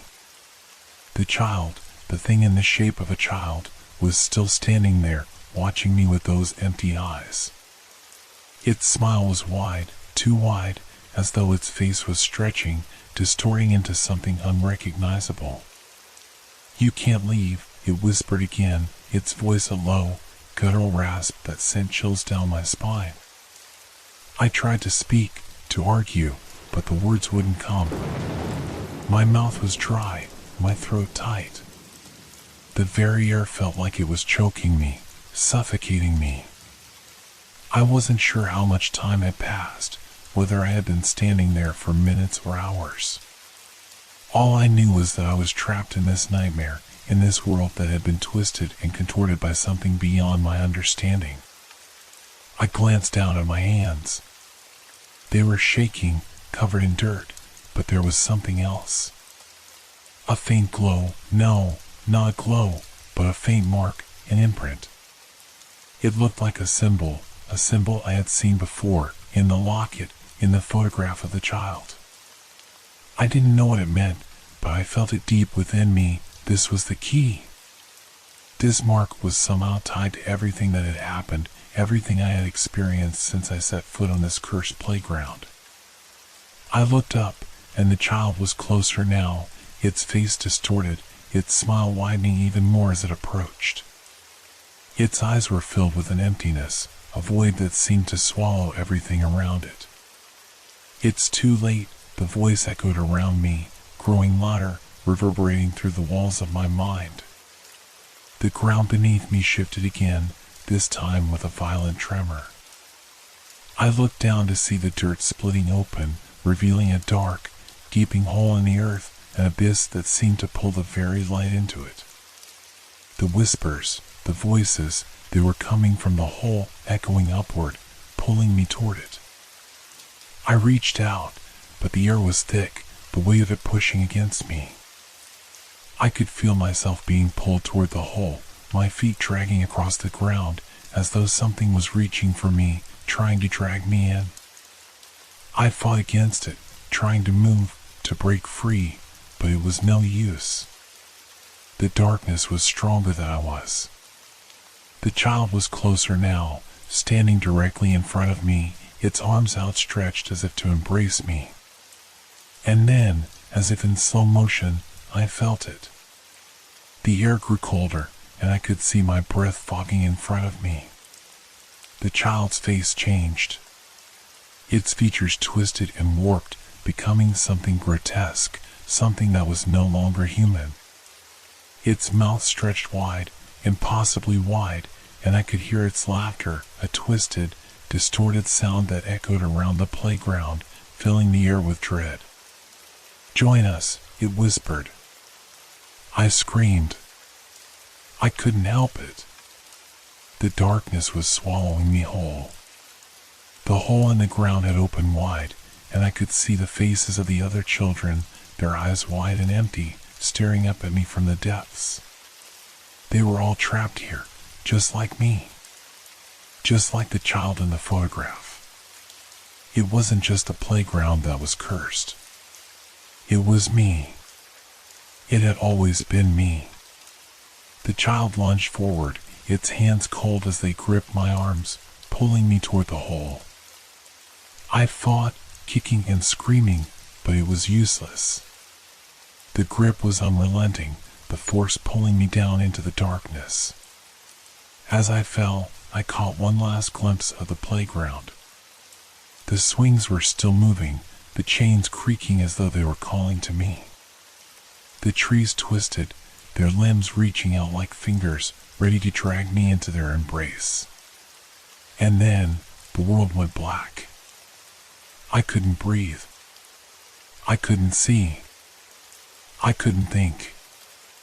I had fallen into the abyss. I had fallen into the very heart of the curse. And there was no going back. The silence was suffocating. It pressed against me, heavier than the darkness itself. I couldn't see. I couldn't hear. I couldn't move.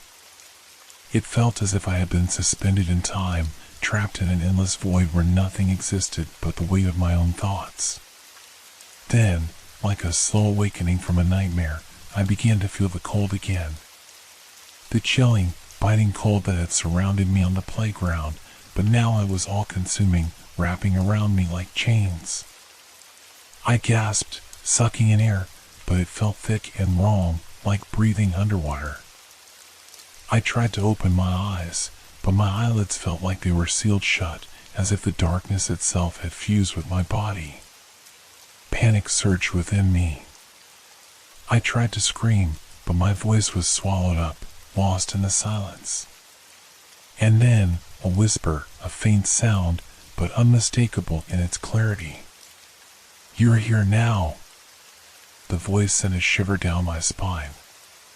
It was familiar, but not in a comforting way. It was the same voice from before, the voice of the child. But this time, it wasn't just in my head. It was all around me, vibrating in the very air, sinking into my bones. "You'll never leave." I wanted to scream again, to fight back, but it was no use. My body felt heavy, unresponsive, as if it had been drained of all strength. I tried to move my limbs, but they were stiff, uncooperative. It was as if I had become part of the ground, rooted to the darkness that surrounded me. I could feel it now, the pull of something far deeper than the surface of the earth. It was as though I was being pulled downward, into the heart of whatever cursed this place. The whispers grew louder, more frantic, until they merged into a single, unified chant. "Join us." The words reverberated through my skull, pressing in on me, filling my mind with images, fragments of memories, faces, names.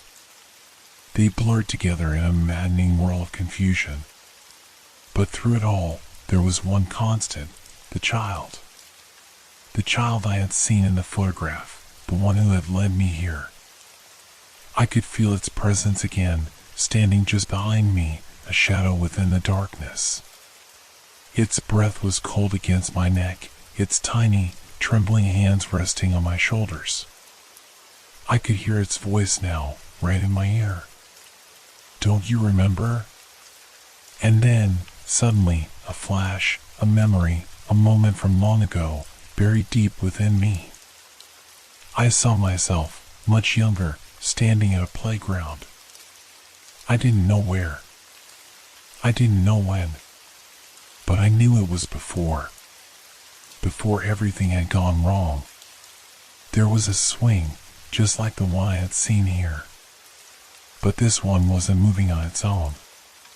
There was a child in it, a child who wasn't me. The child in the photograph. I could hear their laughter, the sound of joy echoing through the air. But it was a false laughter. I could see it now. The child's eyes, wide and empty. The way their smile stretched unnaturally across their face.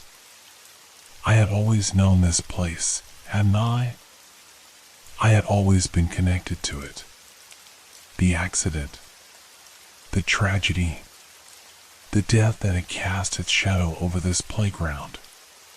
The playground wasn't just cursed. It was a trap, an endless cycle that pulled in anyone who dared come close, anyone who dared try to uncover the truth. I had come looking for answers, but now I realized I was part of the story. The final piece. "It's your turn," the voice whispered, low and heavy. I didn't need to ask what it meant. The truth was clear now. There was no escaping this place. The curse wasn't just a thing that had happened. It was a part of me, a part of everyone who had ever stepped onto the grounds of that playground. And now, I would join them. I could feel my body shifting, twisting as if I were being pulled into the earth itself. My limbs felt like they were turning to stone, my skin growing cold and rough. I opened my mouth to scream, but the sound was lost, swallowed by the vast emptiness. The child's laughter filled the air again, echoing through the void, a sound that would never stop. The playground, now a distant memory, would always remain. It would continue to call others, bringing them here to join its cursed cycle. And me? I was the last. I had become one with the echoes. The darkness closed in on me, the whispers growing louder until there was nothing left but the endless, suffocating silence. The world I once knew, the world beyond the playground, had faded into an unreachable blur. I could no longer remember the streets I had walked, the sounds of life that once filled the air.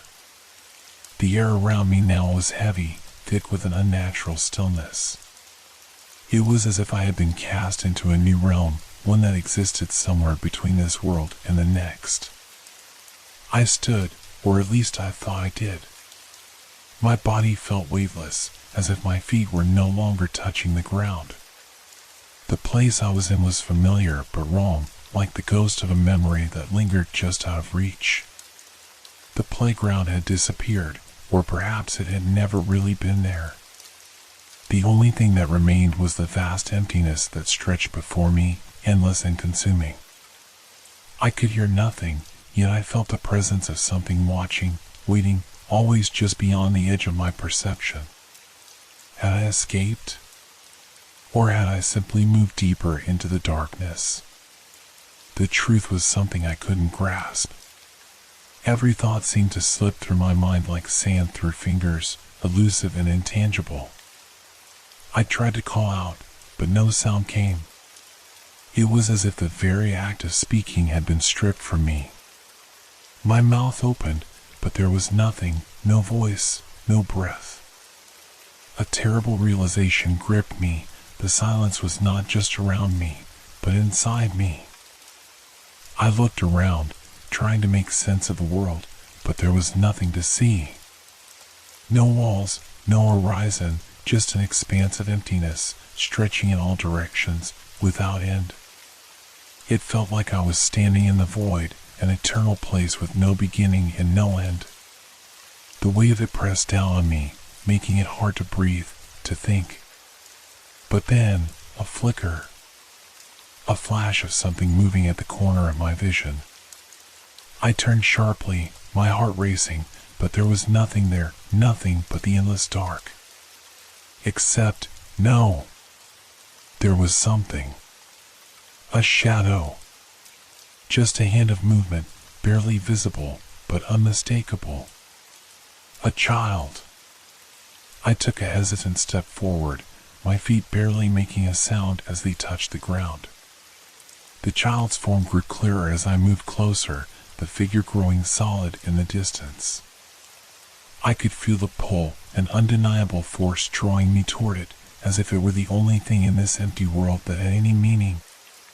It was the same child from the photograph. The same child who had led me here. The closer I got, the more I could see. The child's face was twisted, stretched, as if it were both too old and too young at once.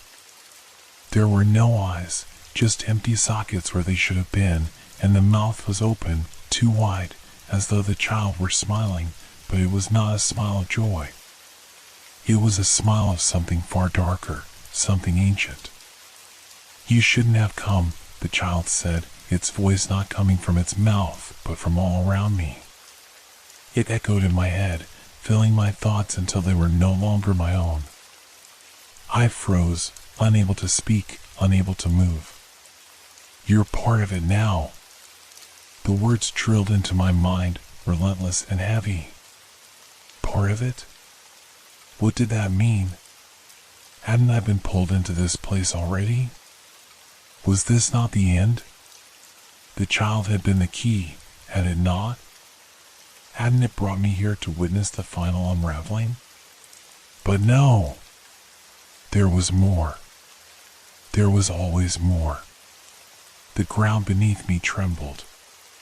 The air grew colder, the darkness deeper, and I could feel it, the sense that I was being watched, scrutinized, by something beyond the child, something far older. The child was only a messenger, a lure. I began to step back, instinctively, but the child's form seemed to shift, to move with me, its limbs stretching unnaturally long until they twisted around me, trapping me in a tight, unrelenting grip. You can't leave, it whispered. I struggled, but the child's grip was unyielding. It wasn't just holding me, its presence was inside me, seeping into my thoughts, erasing everything else. I could feel my own identity slipping away, fading like a distant echo. The others are waiting, the child murmured, its voice now distant, yet strangely familiar. They never left. They can't leave. Not until you do your part. My heart raced, fear surging within me as the words sank in. The other children, those faces, those empty, lifeless eyes, were here. They had never left. This place, this empty world, was their prison as much as it was mine.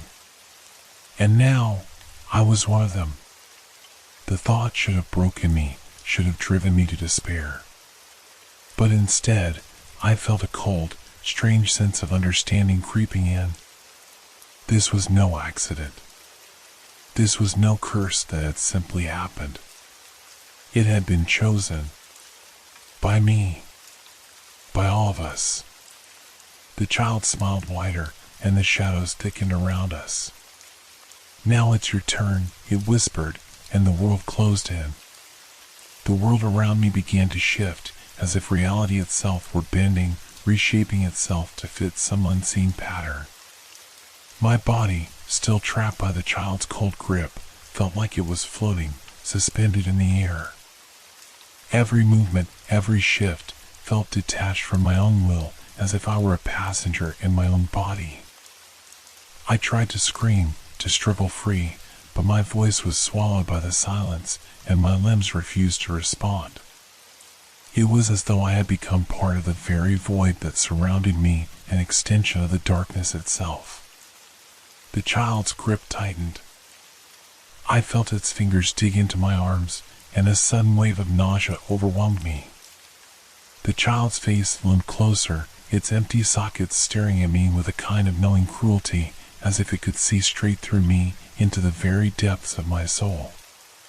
You wanted answers, it said, its voice like a soft, mocking echo. You wanted to know why. But the truth isn't what you thought it was. I struggled harder, trying to break free from its grasp, but the more I fought, the more it tightened its hold. My breath came in shallow gasps, my heart pounding in my chest as the realization began to sink in. This wasn't just a place I had stumbled into. This was a place I had been drawn to, chosen, perhaps even created. You were always meant to be here, the child whispered. You are part of it, just as we are. We're all connected. The words made no sense, but a deep, primal part of me understood. There was no escape. The darkness that had taken hold of the playground, of the children, had somehow become intertwined with me. I could feel its pull, its hunger, growing stronger. The others are waiting, the child continued. They'll help you understand. They'll show you the way. Suddenly, the world around me began to change. The darkness receded, replaced by the faintest glimmer of light. I could see shapes moving in the distance, figures that seemed to appear out of nowhere, as if they had always been there, just waiting for me to notice them. I wanted to turn away, to run, but the child's grip held me in place. I could only watch as the figures grew closer, their forms slowly becoming more defined. There were more children. No, not just children. The faces were familiar, but not in a way that brought comfort. They were faces of the lost, the forgotten, trapped in the same void I was now part of. Each of them wore the same expression, empty, hollow eyes, their faces twisted into grotesque, distorted versions of smiles. They weren't alive. They weren't dead. They were something in between, something that couldn't be described in simple terms. And they were all watching me. Waiting. "Join us," they whispered in unison, their voices blending together in a haunting, harmonious chorus. "Join us, and you will understand." I wanted to scream again, to fight, but my voice was nothing but a ghost in the silence. The child in front of me smiled, and its fingers dug deeper into my skin. I could feel the chill of its touch spreading, reaching through my veins like ice, numbing everything it touched. "It's time," the child said, its voice low and final. The ground beneath us shifted again, and suddenly, I was no longer standing. I was falling. No, I was being pulled, dragged through the air as if the very earth beneath me had opened up. The figures, the other children, were all around me now, their faces closing in, their whispers rising to a deafening crescendo. I could feel the air grow colder as I descended into the darkness. The light from above was now a distant memory, swallowed by the endless night. The sound of the children's voices became a maddening drone, filling every part of my mind until I could no longer tell where my thoughts ended and theirs began. And then, with a sickening jolt, I hit the ground. It wasn't a soft landing. My body slammed into the earth with a force that sent waves of pain rippling through me. I struggled to breathe, but the air was thick, heavy, as though it didn't belong to this world. I tried to sit up, to look around, but I couldn't. My limbs were frozen, unable to move. The darkness pressed in on me, suffocating, and I could hear the child's voice once more, clear and mocking. "You're here now," it whispered. "You're one of us." The others were here too, more faces, more children. They circled around me, their hollow eyes filled with an empty kind of longing. They reached out, their fingers brushing against my skin, sending shivers of cold through my body. "You'll never leave," they chanted in unison. "We are all here. We are all one."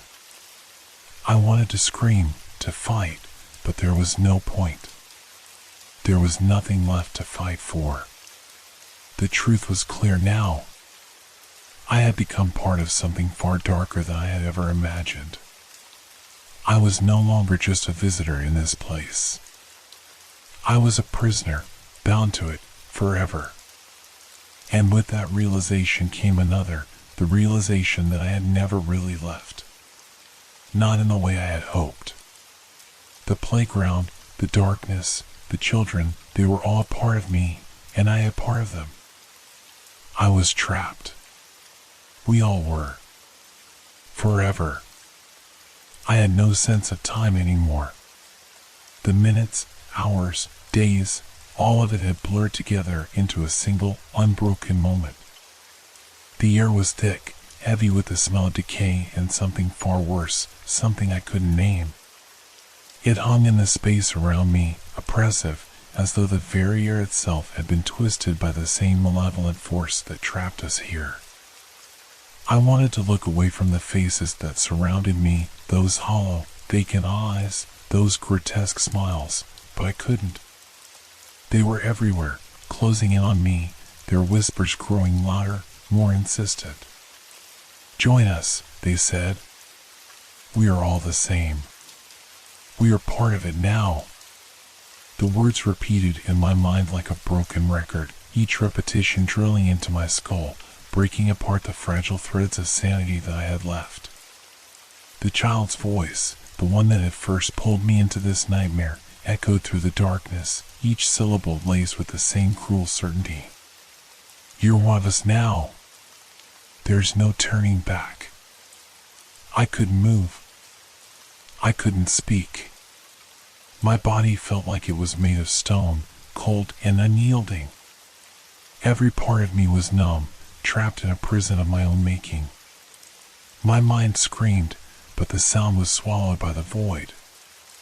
I could still feel the coldness of the earth beneath me, the weight of the darkness pressing in from all sides. But the worst part was the faces, those endless, staring faces, their expressions frozen in time. They were not alive, but they were not dead either. They were something else entirely. Something trapped.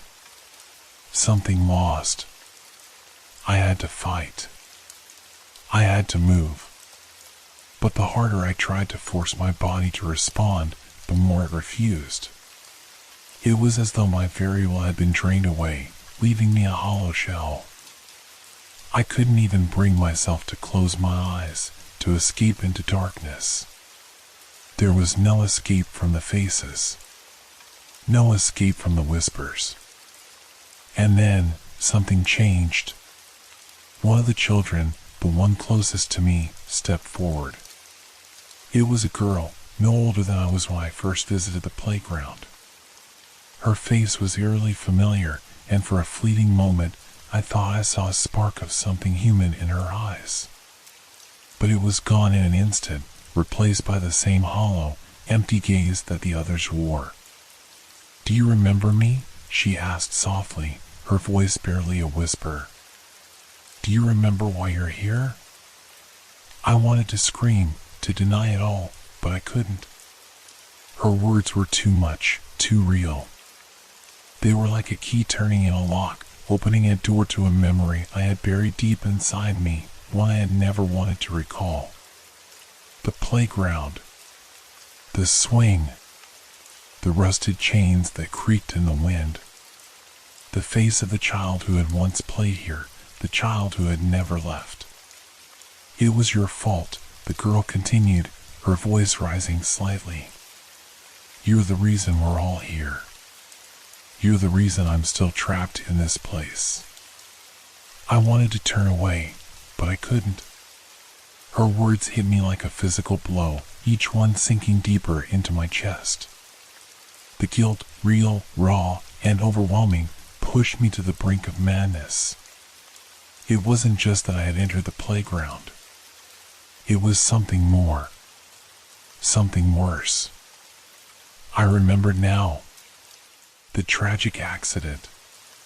The day I had gone to that abandoned playground with my friends. The day that one of them had died. We had all been there, playing near the rusted swing, laughing like children do, unaware of the danger until it was too late. I remembered the screech of metal, the frantic cry of my friend as they had been thrown from the swing. The sound of their body hitting the ground. The sickening thud. And then, silence. It had been an accident. That's what I had told myself. That's what we had all told ourselves. But the truth was different. The truth was that I had been the one who had pushed them. I had been the one who had made the swing go higher, faster. I had been the one who had urged them on, never thinking about what might happen if they lost control. I had never told anyone. I had never confessed. I had buried it deep inside and pretended that it was just a bad memory, a moment of carelessness. But it had never gone away. And now, here it was, standing in front of me, dressed in the form of this girl, reminding me of the one thing I had tried to forget. You killed me, the girl said, her voice suddenly sharp, full of accusation. And now, you'll never leave.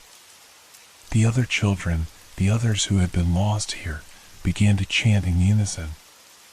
Their voices rose together, filling the air with their grief and anger. Their words mixed with the memories that flooded my mind, twisting them into a dark, distorted version of the truth. You are the reason we're here. You are the reason we never left. You are the reason we can't move on. I wanted to cry. I wanted to apologize, to beg for their forgiveness. But it was too late. I could feel their anger, their resentment, boiling around me. They were right. I was the reason they were trapped. I was the reason the darkness had come. And now, I was part of it. I could feel my body growing colder, my vision dimming as the weight of the guilt pressed down on me. It was too much to bear. I was suffocating, drowning in the memories, in the faces of the forgotten. We are all one, they whispered, their voices blending together in a haunting harmony. We are the forgotten, the lost. And you will never escape. I closed my eyes, but there was no peace. Only the faces, the voices, the weight of it all. There was no escape. And there never would be. The world around me seemed to be folding in on itself, like a nightmare that refused to end. Every time I tried to move, to break free from the suffocating weight of the darkness, I felt myself being pulled deeper into its grasp. My thoughts were no longer my own. They had become tangled in the whispers, in the voices of those who had been lost long before me. I opened my eyes, but everything I saw was wrong.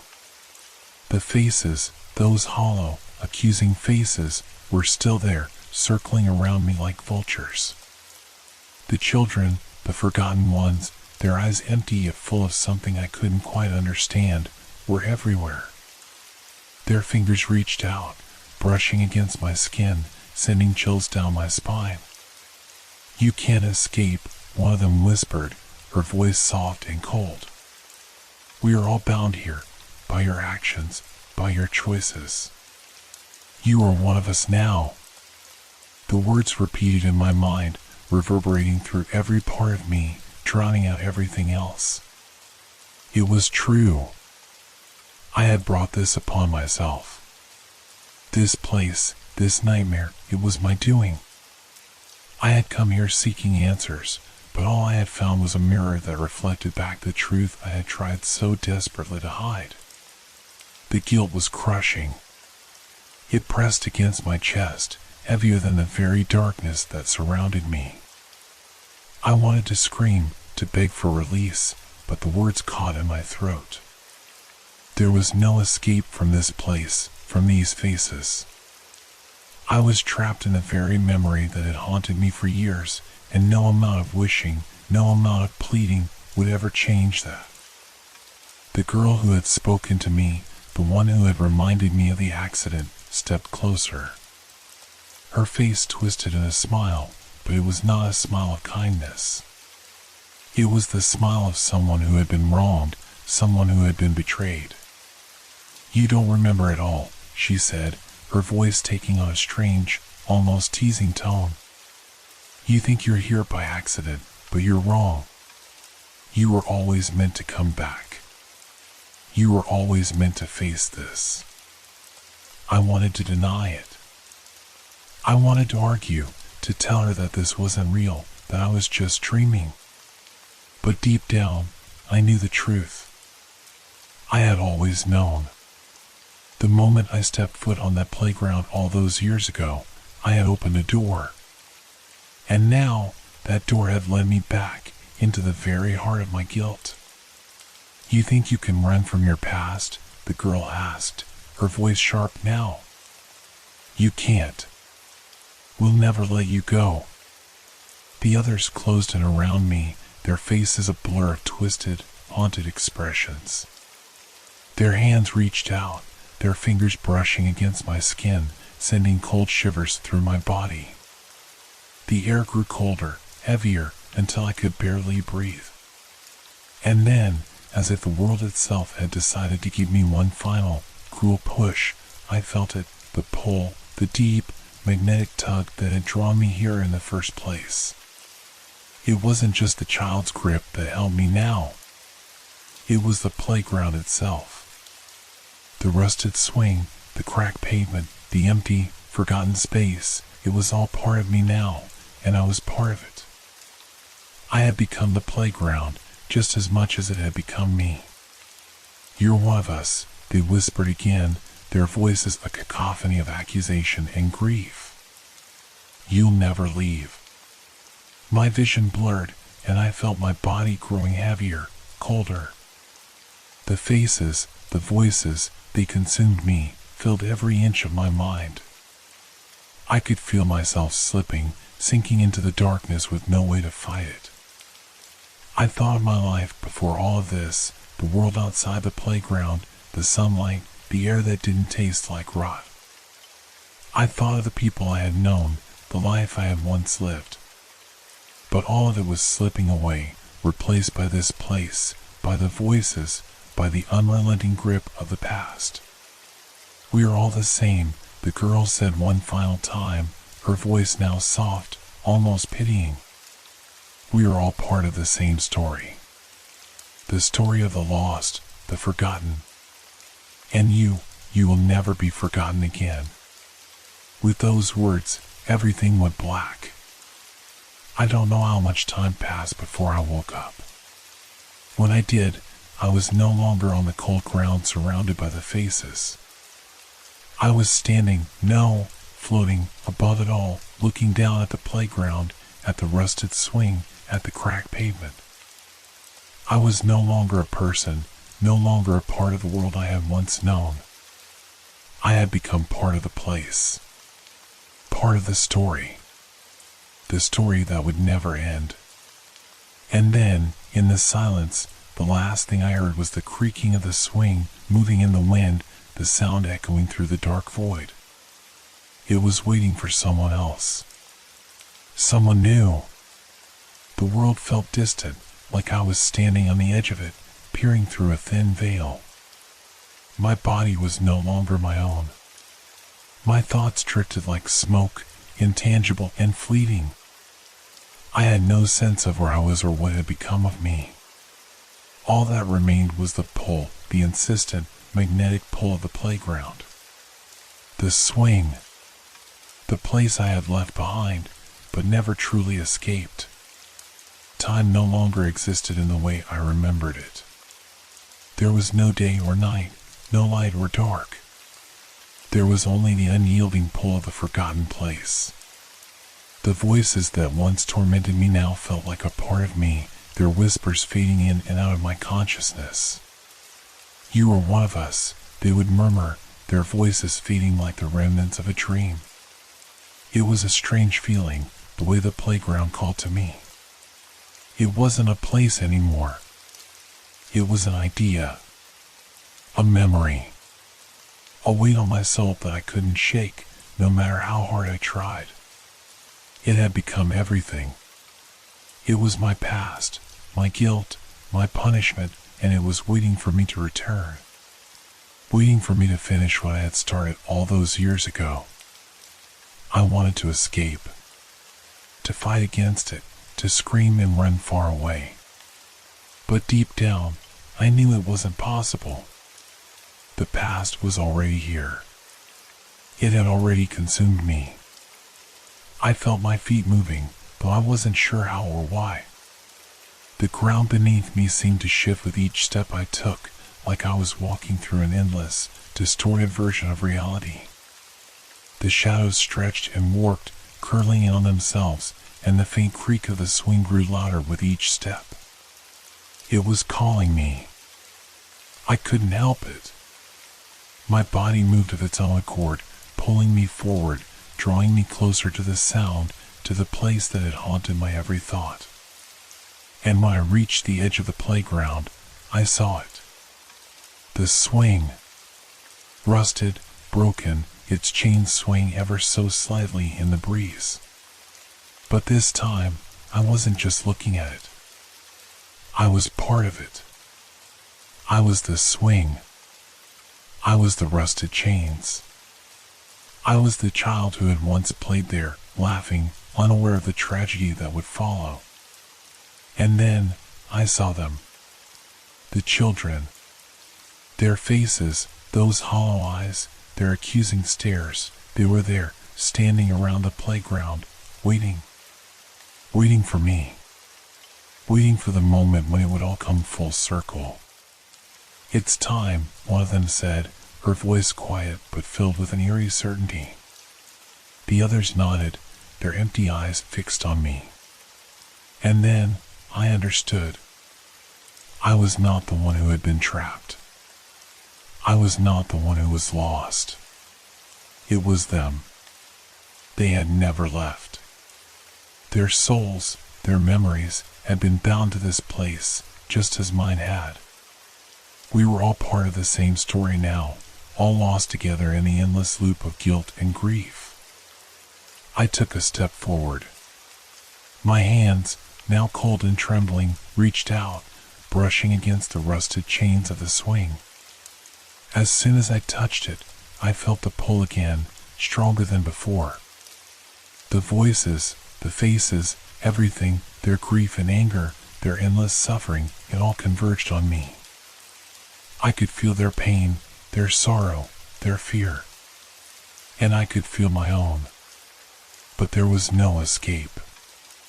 I turned toward the children, the faces of the forgotten, and for the first time, I understood what they wanted. They didn't want revenge. They didn't want anger. They wanted someone to remember them. They wanted someone to know their story. The same story I had tried to bury. I wanted to scream, to beg for mercy, but the words wouldn't come. There was no mercy here. There was no way out. I had already sealed my fate the moment I stepped into that cursed playground all those years ago. The past had followed me, and now it would never let me go. "You are one of us," they whispered again, their voices merging into a single, haunting chorus. And now, we are all part of the story. I could feel the weight of it all. The guilt, the sorrow, the endless cycle of grief. It crushed me, pressing down until there was nothing left but the echoes of those who had been lost. I was no longer me. I was no longer an individual. I was part of something far larger, something far darker. And as I stood there, surrounded by the children who had never left, I realized the truth. The playground was not just a place. It was a memory, a curse, a prison. And I was trapped in it. For eternity. I closed my eyes, and when I opened them again, everything had changed. The swing was still there, creaking in the wind. But the voices were silent. The faces were gone. I was alone. But I knew, deep down, that I would never truly be alone. Because I was part of the story now. The story of the forgotten. And it would never end. I don't know how long I've been here. The hours, the days, the years, none of them matter anymore. Time doesn't function the way it used to. It's as if I've been caught in a perpetual state, caught between the past and the present, the living and the dead. The playground, the swing, the faces, they never leave. I try to remind myself of who I was, of the world I left behind. My old life, my family, my friends, are they still out there? Did they miss me, or have they forgotten me too? But I can't remember their faces anymore. I can't remember what it was like to feel sunlight on my skin or hear laughter without the sharp bite of regret. Everything I once knew feels as distant as a dream. And with each passing moment, the pull of the playground grows stronger. I'm standing at the edge of the swings now, staring at the broken structure that was once a place of innocence. The rusted chains creak in the wind, the swing swaying with a mind of its own. I feel it again, the pull. But this time, it's different. It's not the same cold, unyielding force that held me captive before. No, this time, there's something else. Something new. And then, I see them. The children. They're standing there, but they're not just ghosts anymore. They've changed. They are no longer the hollow, lifeless figures that haunted me in the dark corners of my mind. No. They are more. They are alive in a way that I can't explain. Their eyes, they are no longer empty.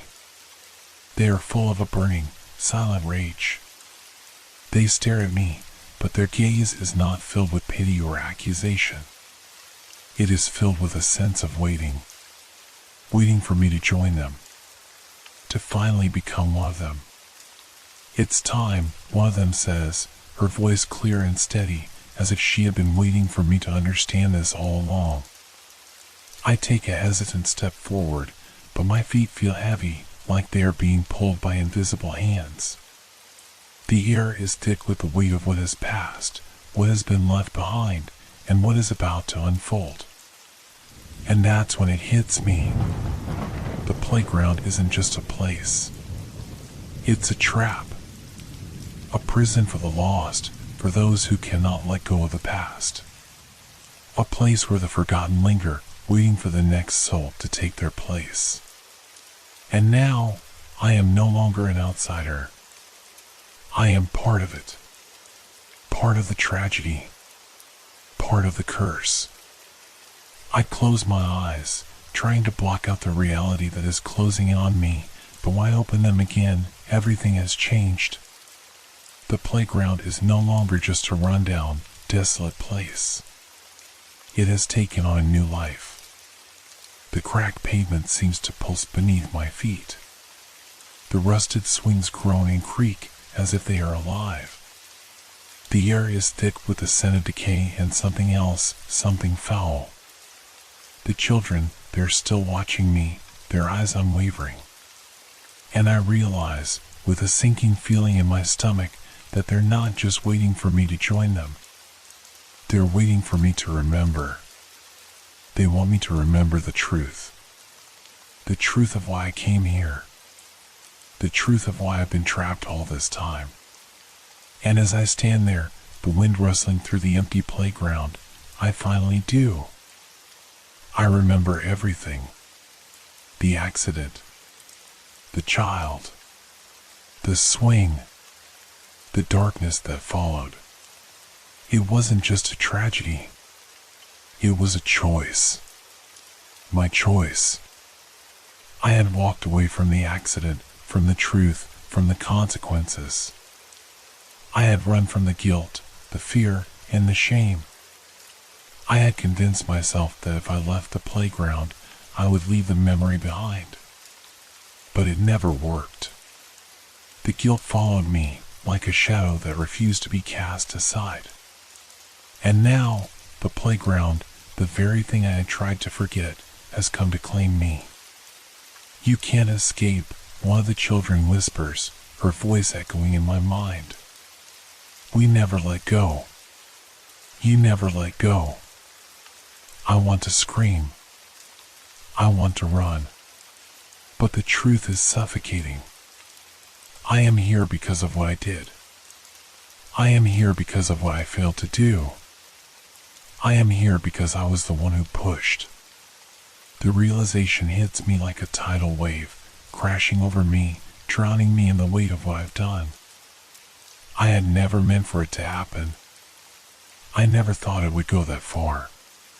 But in that moment, on that day, the swing was broken, and so was the child. And I left. I left and never looked back. But the playground never forgot.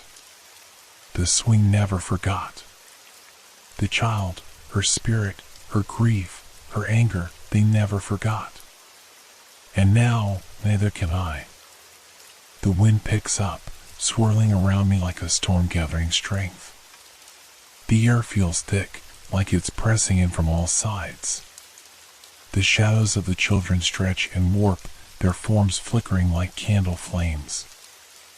I can see them more clearly now, their faces twisted with a mix of pain, anger, and something else, something ancient, something familiar. It's the look of those who have been wronged, who have been left behind, who have never been allowed to rest. And I realize they aren't just waiting for me to join them. They want an answer. They want me to acknowledge the one thing I've spent years running from. I turn away from them, the weight of their gaze heavy on my shoulders, but I know there's no escaping it now. The truth, like the rust on the swing, is something that has been eating away at me, slowly corroding what's left of me. I can feel the cold bite of it on my skin, in my bones. The moment I took a step onto this cursed playground, I sealed my fate. It wasn't supposed to be this way, I murmur, my voice trembling, barely above a whisper. I didn't mean for it to happen. I didn't mean to leave. But the children, no, the spirits, they are silent. Their eyes remain fixed on me, unblinking, unforgiving. And then, one of them steps forward. A little girl, her face pale, almost translucent, with long dark hair that hangs in tangled knots. Her eyes are wide, filled with the same sorrow that's been haunting me, but there's something more now. A sense of finality. You left us, she says, her voice soft but cutting through the air like a knife. You chose to leave us. The words cut deeper than I could have imagined. I want to scream, to deny it, to say that I didn't have a choice, that I couldn't save them, that I was just a child too, but the words stick in my throat. Because deep down, I know she's right. I did leave. I left her. I left them all behind. And now, here they are, waiting for me to face the consequences. You can't run from it anymore, the girl says, taking another step closer.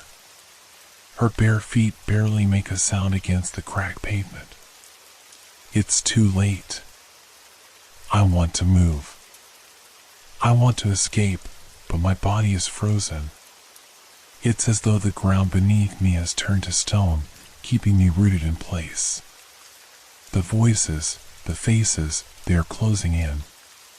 They are not just watching me now, they are inside me, swirling around my mind, filling my thoughts with their anger, their grief. And then, the wind dies. The air becomes still.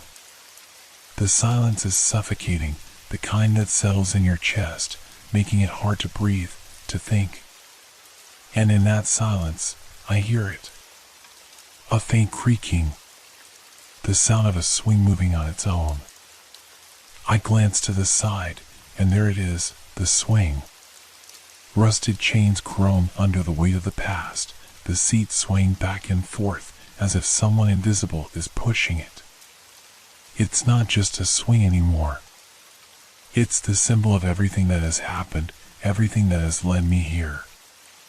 The past. The guilt. The child. The accident. The child.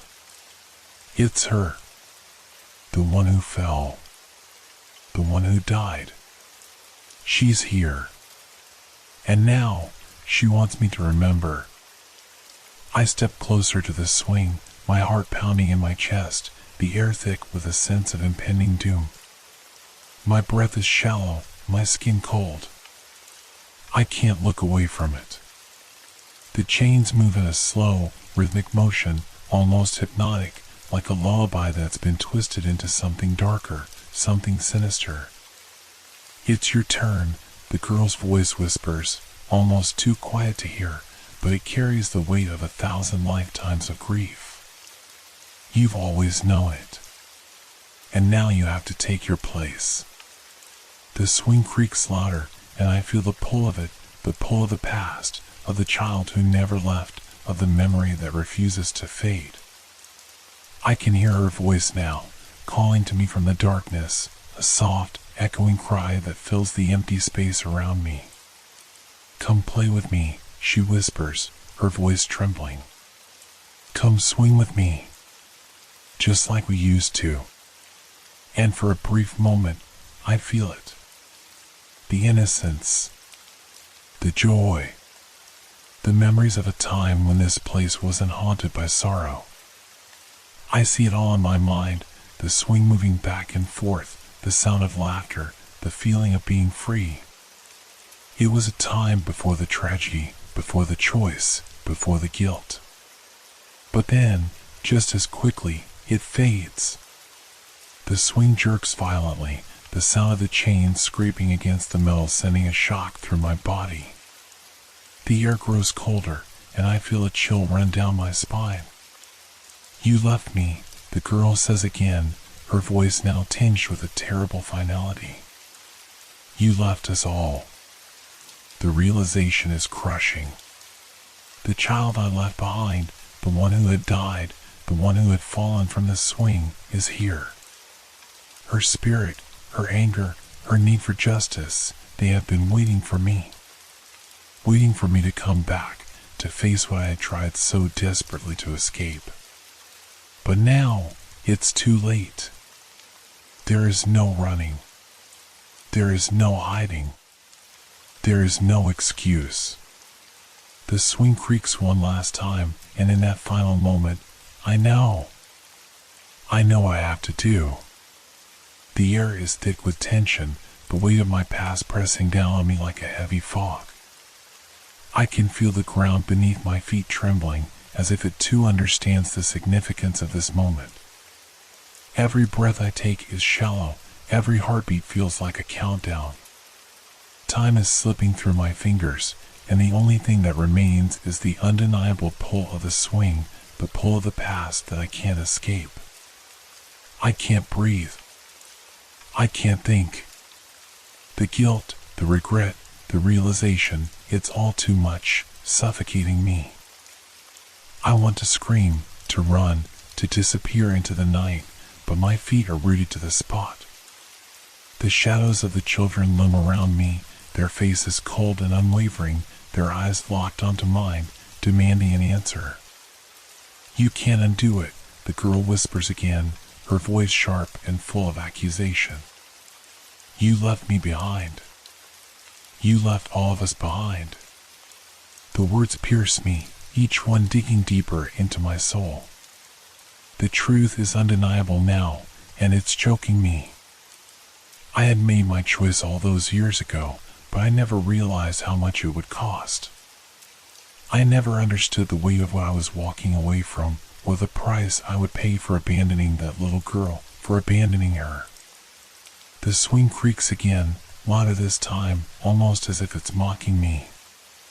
The chains rattle in the wind, and I can see it clearly now. The swing is not just an object. It's a symbol. A symbol of everything I tried to forget, of everything I couldn't face.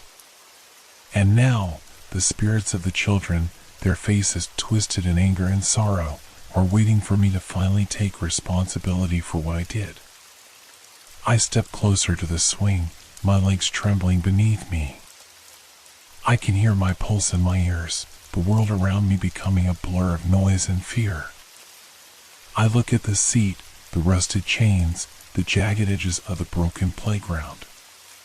It all feels so familiar, so real, and yet, it's like a nightmare I can't wake up from. "Why didn't you help me?" the voice echoes again, this time not from the little girl, but from somewhere else, somewhere deeper. "Why didn't you stay?"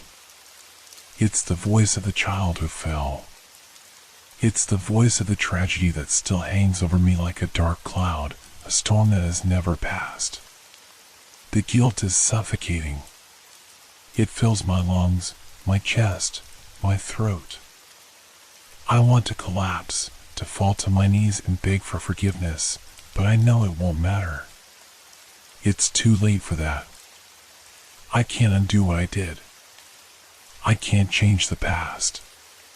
And that's when I see her. The child. The one who fell. She's standing in front of me, her small figure bathed in the pale light of the moon.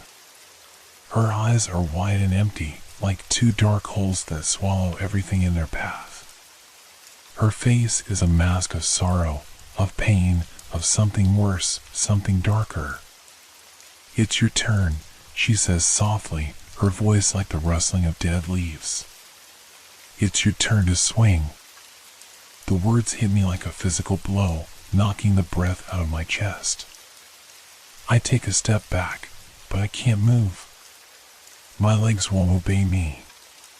The swing creaks again, this time louder, like it's calling to me, urging me to sit down, to take my place, to finally become a part of this playground, this place of tragedy and grief. I want to run. I want to escape. But there's nowhere to go. The children, they are closing in, their forms now solidifying, their faces twisted in silent anger and accusation. I feel them all around me, their presence suffocating, filling the space, pressing in on me until I can barely breathe. "You can't leave," the girl says again, her voice growing louder, more insistent. "Not now. Not after everything you've done." I look at the swing, at the child who fell, at the spirits who have come to claim me. And in that moment, I understand. This isn't just about what happened on that day, on that swing. It's about the choices we make, the ones we regret, the ones we try to forget.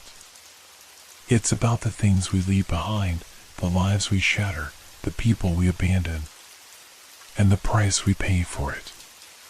The swing creaks once more, louder this time, the chains groaning as they sway in the wind. I can hear the echoes of the past in this sound, the whispers of the child, the call of the spirits. They're all waiting for me. And in that moment, I realize what I must do. I step forward. Slowly. Hesitantly. The ground beneath me feels like it's shifting, like it's giving way, but I don't stop. The child's eyes are fixed on me, and I can feel the weight of her gaze, the weight of everything that has led me here. The playground, the swing, the spirits, they're all a part of me now. I am no longer an outsider. I am one of them. And as I reach the swing, as I prepare to sit down, I feel the darkness rise around me, pulling me in, consuming me. I sit down, and everything goes dark. The darkness is overwhelming, suffocating, as if I've been swallowed whole by the very ground beneath me. My body feels weightless, suspended in the air, but I can't move. There is no ground, no sky, no walls, only the crushing blackness that presses in from all sides. My heart races, and I try to breathe, but the air is thin, distant, as if the world itself has evaporated. I am alone. Except I know I'm not. I can feel them all around me. The children. Their presence, once distant, is now overwhelming, surrounding me on every side. Their whispers swirl in the dark, their voices low and guttural, as if speaking from the depths of some terrible void. I can't make out the words, but the feeling is unmistakable. They're waiting, watching, judging. And then I hear her. The little girl, the one who fell from the swing. Her voice is soft, but it cuts through the darkness like a blade. "You made your choice," she says, her voice cold, distant, but it carries an unbearable weight. "Now you'll pay for it." I want to scream, to beg for mercy, but no sound escapes my throat. It's as if my very voice has been stolen, erased by the suffocating silence around me. The darkness feels alive, pulsating with a malevolent energy that wraps around me, suffocating me. It's all-consuming, like the weight of the world is pressing down on me. And then, I feel it. The swing. It's there, in the darkness. The creaking of the chains, the groan of the seat as it shifts beneath me. I can feel the rusted metal against my hands, the cold bite of it against my skin. I try to move, to stand, but my body refuses to obey. I am trapped. Trapped in the swing, trapped in the memory, trapped in the past. You can't leave, the little girl whispers again, her voice growing louder now, more insistent. You have to stay. You have to remember. I want to look away, to break free from this nightmare, but I can't. My eyes are locked on the swing, on the child who waits. I feel her eyes on me, her gaze searing through the darkness. It's like she's inside my mind, inside my soul, twisting my thoughts, making them hers. Come play with me, she says, her voice sweet and innocent, but there's a sharp edge to it now. Just like we used to. The words echo in my mind, replaying over and over again. I feel the weight of the past bearing down on me, the guilt, the grief, the regret. I want to scream, to escape, but I know it's too late. I can't undo what's been done. I can't escape the truth. I am here. I am trapped in this place, this moment, with no way out. But then, something shifts. A faint light flickers in the distance, like a star breaking through the blackness. It's faint at first, a glimmer of hope, but as I focus on it, it grows brighter, clearer. And in that light, I see something, someone. It's her. The little girl. The one who fell. She's standing there, bathed in light, her form clear and solid now, no longer just a shadow in the dark. Her face is still twisted in sorrow, in pain, but there's something else now. A sense of finality. A sense of resolution. You can't run from me anymore, she says, her voice sharp, but it's not angry. It's not accusing. It's final. I feel it in my chest. The weight of it. The truth. The answer. I never understood before.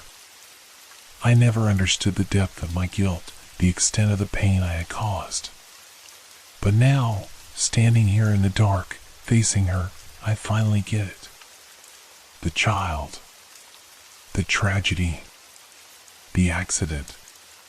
It wasn't just a single moment in time. It wasn't just one choice. It was everything. It was all of it. The abandonment. The failure. The guilt. The regret. And it was all my fault. I try to speak, but my voice is still lost, still trapped in my throat. But she hears me. She feels it. It's too late, she whispers, her voice soft now, almost comforting. You face the truth. And now, you can rest. I don't understand. Rest? How can I rest?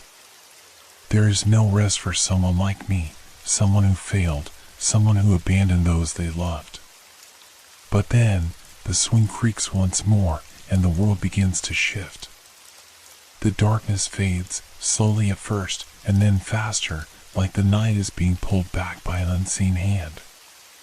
The light grows stronger, more intense, and I feel it release. The weight of the past, the weight of the guilt, begins to lift. It doesn't disappear completely. It doesn't vanish. But it softens. It loosens its grip on me, like a burden being eased from my shoulders.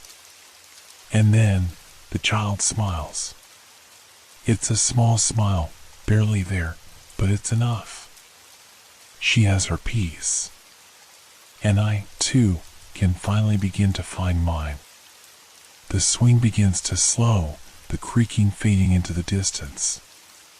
The playground, the darkness, the spirits, they all begin to dissolve into nothingness, leaving behind only the soft glow of the moon and the whisper of the wind. And for the first time in years, I can breathe.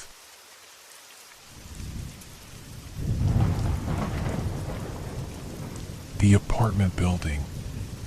I moved into the old apartment building in Chicago about a month ago.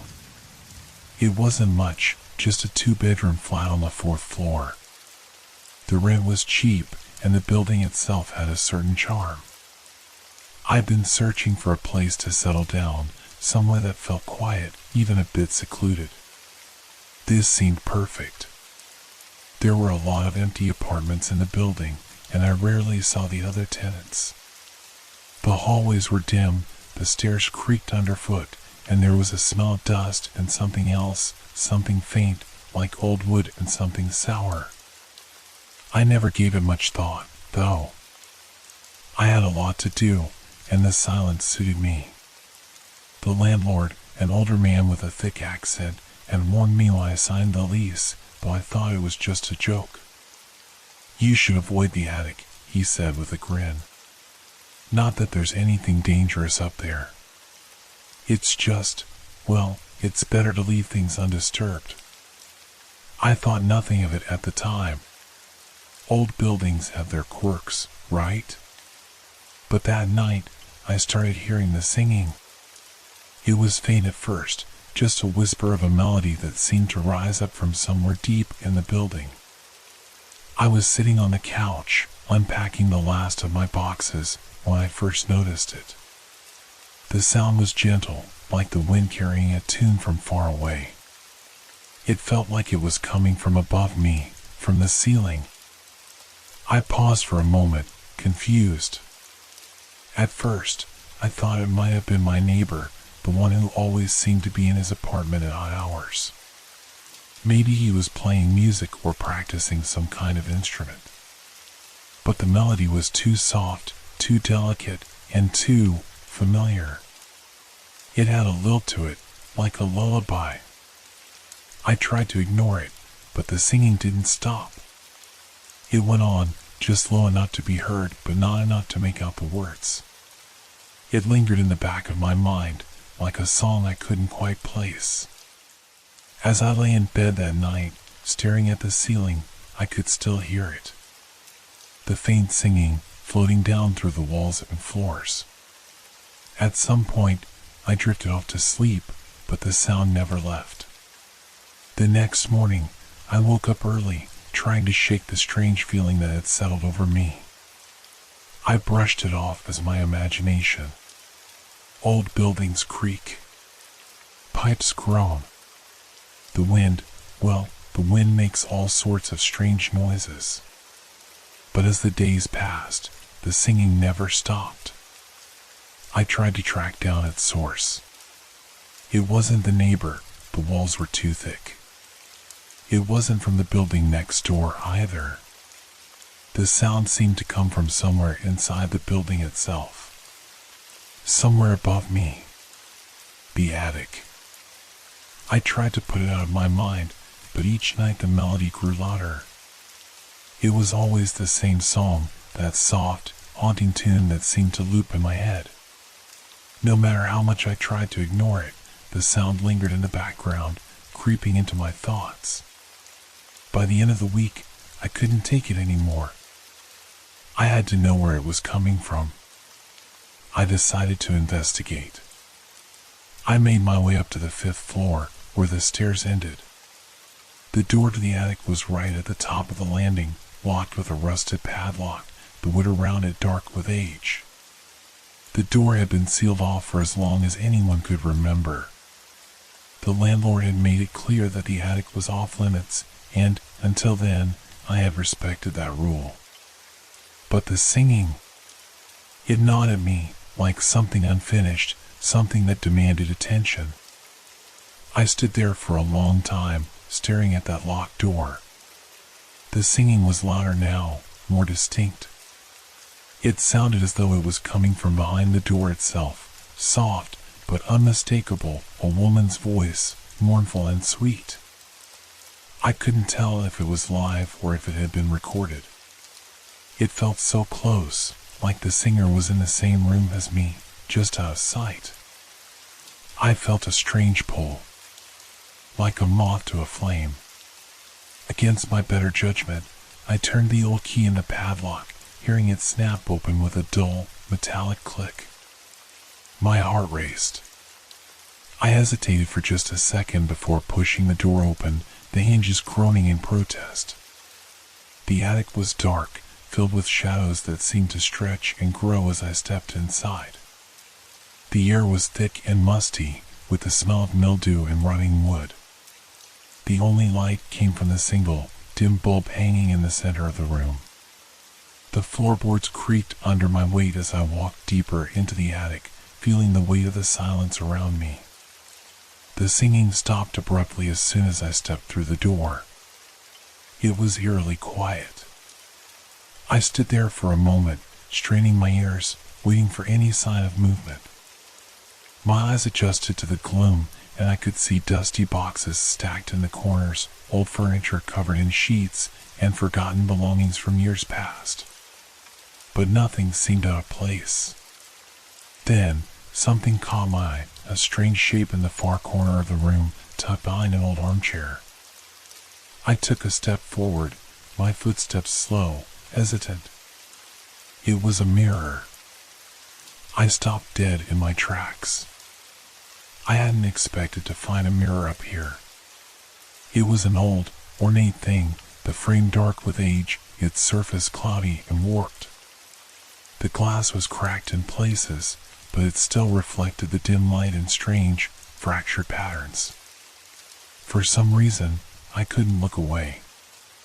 I moved closer, drawn to it as if something inside it were calling to me. And then, as if from nowhere, the singing began again. It wasn't faint this time. It was full, rich with sorrow, reverberating off the walls of the attic. The melody echoed through the room like a forgotten memory, something so beautiful and so sad that it made my chest tighten. The voice was unmistakable now. It was a woman's voice, clear and full of grief, singing a lullaby I had never heard before. The words were impossible to understand, lost in the language of the past, but the emotion behind them was raw and undeniable. I didn't want to look into the mirror. I knew, deep down, that something was terribly wrong, but I couldn't tear myself away. I had to know what I was hearing. I stared into the glass. At first, I saw only my own reflection, standing in the dim light, my face pale and my eyes wide with fear. But then, something shifted. In the mirror, the reflection wasn't mine anymore. It was her. The woman who had been singing. She stood behind me, her face pale, her eyes dark and hollow. Her lips trembled with the song, and as she sang, I could see her mouth move, but no sound came from her. The lullaby was coming from somewhere deeper, somewhere beyond the mirror. My blood ran cold. I wanted to scream, to run, to leave this cursed place behind, but my feet wouldn't move. My breath came in shallow gasps, and the woman in the mirror, she was getting closer. She reached out with long, thin fingers, her eyes locked onto mine. And then, without warning, she spoke. Her voice was soft at first, barely a whisper. "Why are you here?" she asked. The words sent a shiver down my spine. Her voice was like a whisper in my ear, even though she was still trapped behind the cracked glass. I could feel her presence, heavy and cold, pressing in around me. My heart raced, pounding so loudly I thought it might burst from my chest. I tried to move, to turn and run, but my body refused to obey. My feet felt rooted to the floor, and my hands frozen. "Why are you here?" she asked again, her voice low, laced with an eerie calmness. I couldn't answer. I didn't know what to say. I was too scared to speak, too terrified to make a sound. All I could do was stand there, locked in place, staring into her hollow, unblinking eyes. For a moment, the room felt like it was closing in on me. The attic seemed to stretch and warp as though the walls themselves were breathing. The smell of decay grew stronger, and the air felt thicker, more suffocating. The only thing that remained unchanged was the woman in the mirror. Her features were sharp, gaunt, as though she had been starved of something for far too long. I couldn't look away. Her lips curled into a smile, but it wasn't a pleasant smile. It was twisted, like something inhuman, something that didn't belong in the world of the living. "Do you hear it?" she asked softly. "Do you hear my song?"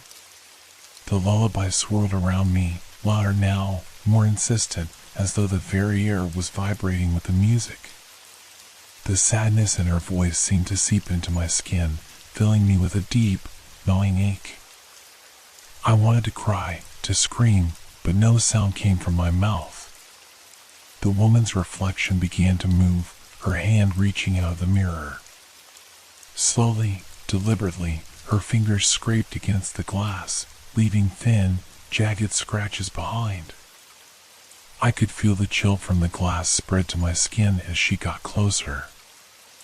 I couldn't tear my eyes away. I felt myself slipping, losing my grip on reality, as though the mirror was pulling me in, dragging me toward her. Her fingers twitched, and I knew, without a shadow of a doubt, that if I let myself move any closer, I would be lost to whatever nightmare she was. And then, just as quickly as it began, everything stopped.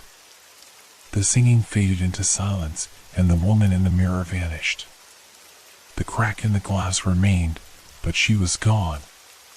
The attic was still. The only sound was the rush of blood in my ears, the pulse of fear that pounded through my veins. I took a step back, my breath ragged and unsteady. My heart was still racing. I didn't know what had just happened, whether I had imagined it, or if something far darker was at play. My legs felt weak beneath me as I stumbled backward, toward the door. I didn't dare look back at the mirror again. I knew, deep down, that whatever it was, whatever force had been there, wasn't gone. The singing had stopped, but it hadn't left. As I hurried down the stairs, my mind whirled with questions I didn't want to answer. What was that woman? Why was she trapped in the attic? And why had she spoken to me?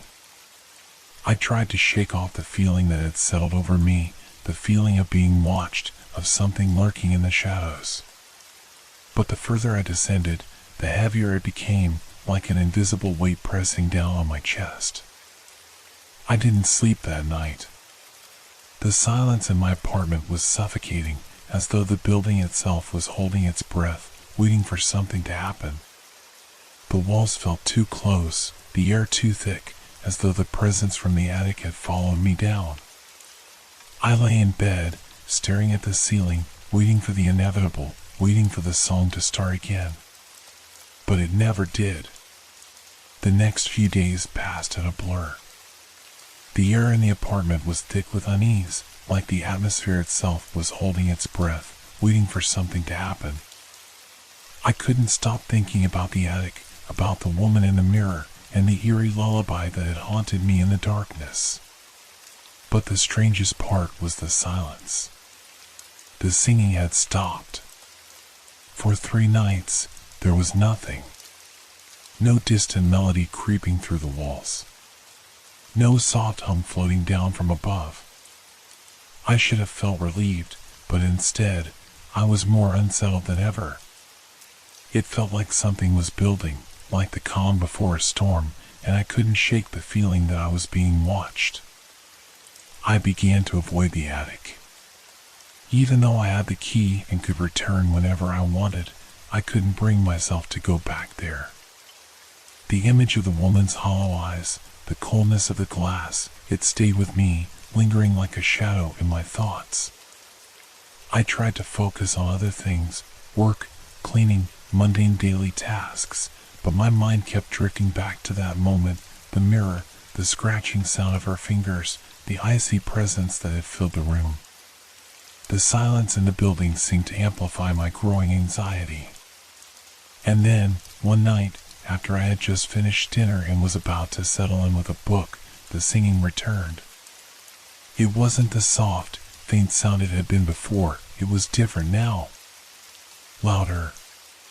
Clearer. The melody felt more urgent, almost desperate, as though the singer had been waiting for me to come back. I froze, my heart dropping into my stomach. It was unmistakable. She was back. The sound seemed to come from above me again, but this time it felt closer. It was no longer confined to the attic, but somewhere deeper within the building, as if the walls themselves were singing along. I looked at the clock. It was just past midnight. The usual quiet of the building was shattered by the eerie lullaby, winding its way through the halls, curling around me like smoke.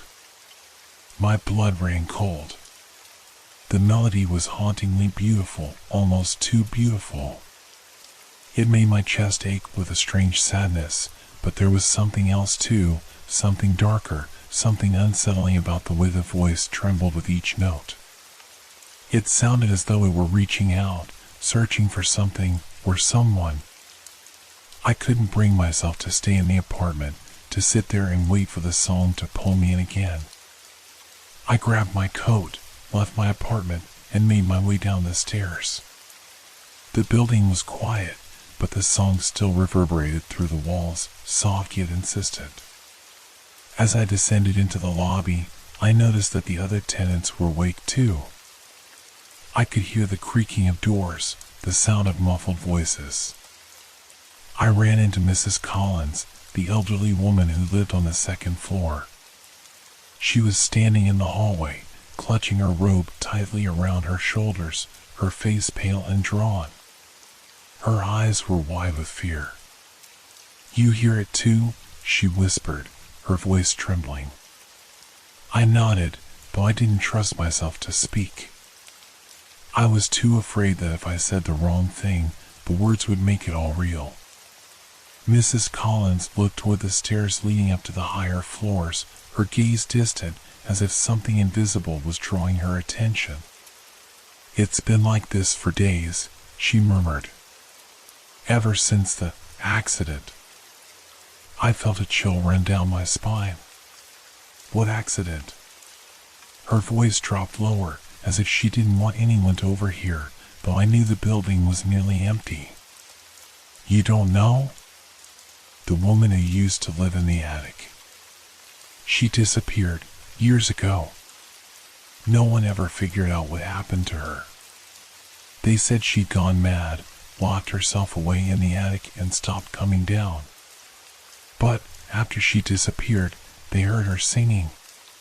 People said it was her spirit, trapped here." I felt my blood freeze. "What do you mean, trapped?" "Some people say she was." Mrs. Collins hesitated, as though she didn't want to say the words out loud. "Some people say she was murdered. But others think she just died, alone, up there." Either way, her voice never left this building. Every now and then, you'll hear her sing. She glanced over her shoulder nervously, as if afraid someone might be listening. "It's always the same song. The same lullaby." I didn't know what to say. My head was spinning. The woman in the attic, the one I had seen in the mirror, was she the same person? Was she the one singing, trapped in the building all these years? The pieces were beginning to fit, but the answers only made the mystery more terrifying. I wanted to ask more, but before I could, Mrs. Collins turned abruptly and hurried back to her apartment, leaving me standing in the hallway, alone. The singing grew louder. I turned toward the stairs, feeling the weight of fear pressing down on me. The urge to run was almost overwhelming, but I didn't. I couldn't ignore it any longer. I had to know the truth. I had to confront whatever it was that haunted this place. I started up the stairs, each step creaking underfoot, my breath shallow. The melody seemed to follow me, like it was guiding me, urging me toward the source. And then, halfway up the stairs, I froze. The attic door was open. The attic door stood ajar, just enough for a thin sliver of light to spill out into the darkened hallway. I hadn't opened it. No one had, at least, I was sure of that. The door had been locked, sealed for years. But now, it was wide open, as though inviting me inside. I felt a knot tighten in my stomach. The singing was louder now, almost deafening. It echoed down the stairs, vibrating through the very walls of the building.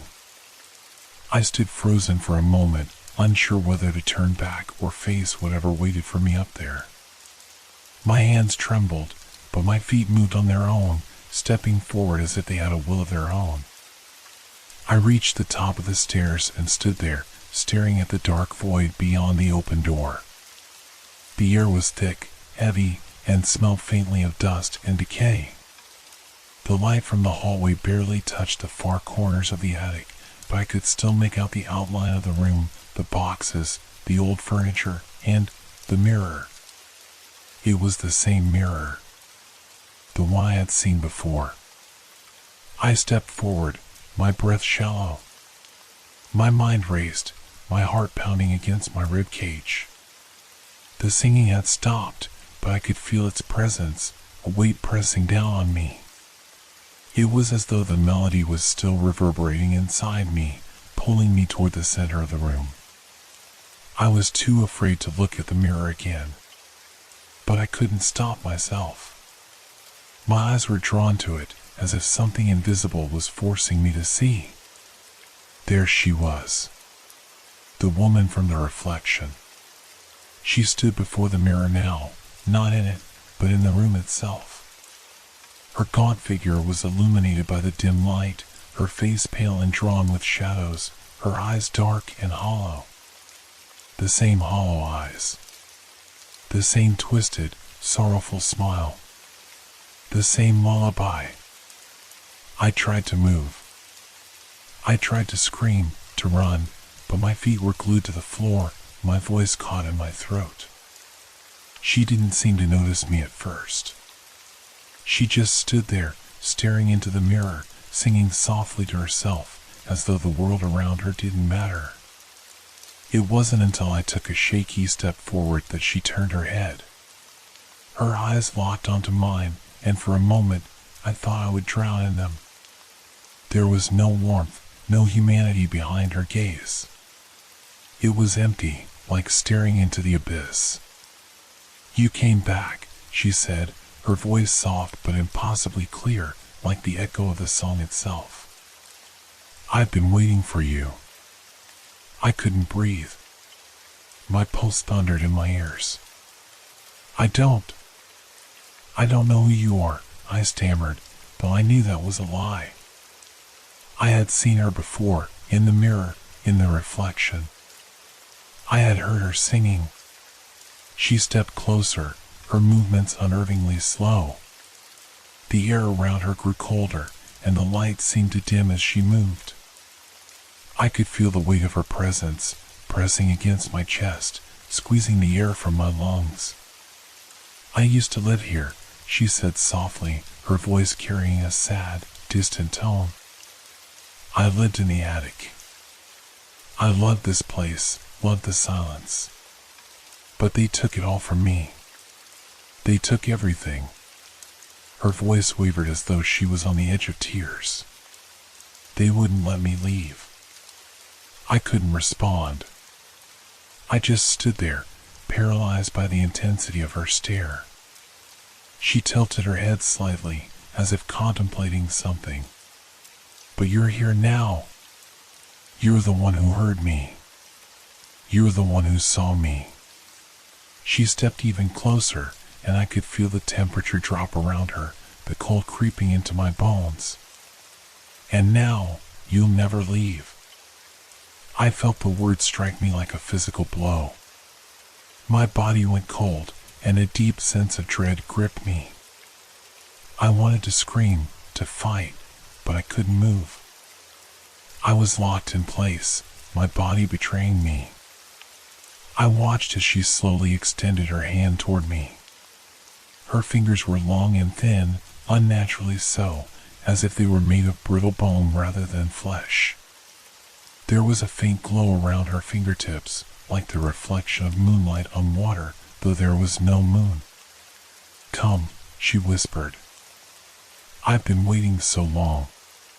Let me show you what they did to me." I tried to pull away, but my feet wouldn't budge.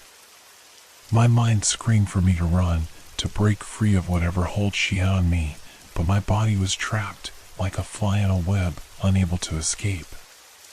Her fingers brushed against my cheek. It felt cold. Not like the cold of winter, but a deeper, more unnatural cold, as though her touch could freeze the very soul. And then, I saw it. Behind her, in the mirror, the reflection wasn't just of her standing there.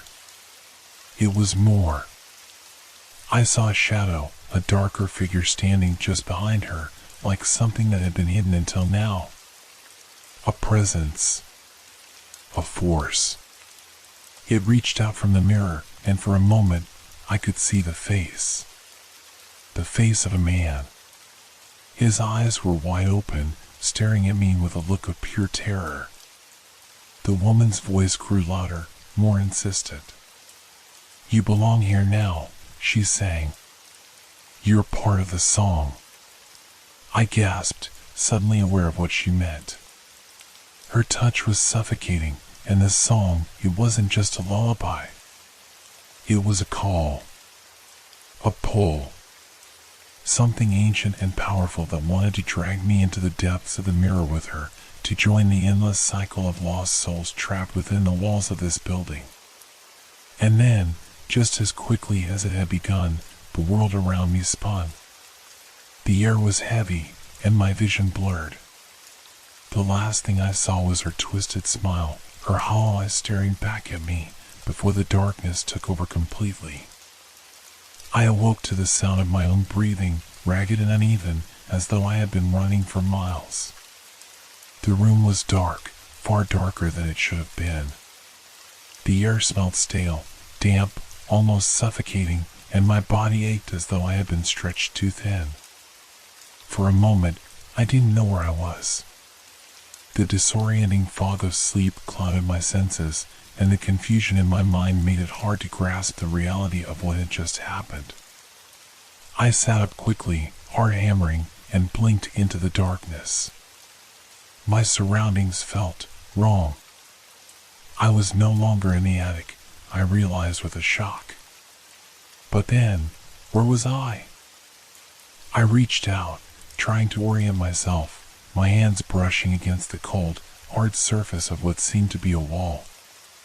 It was rough, unfinished, like brick.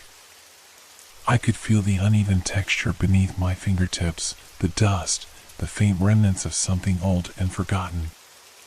My head spun, and I could feel the dizziness return, the overwhelming sensation of being trapped, lost in the dark. I tried to stand, but my legs wobbled beneath me.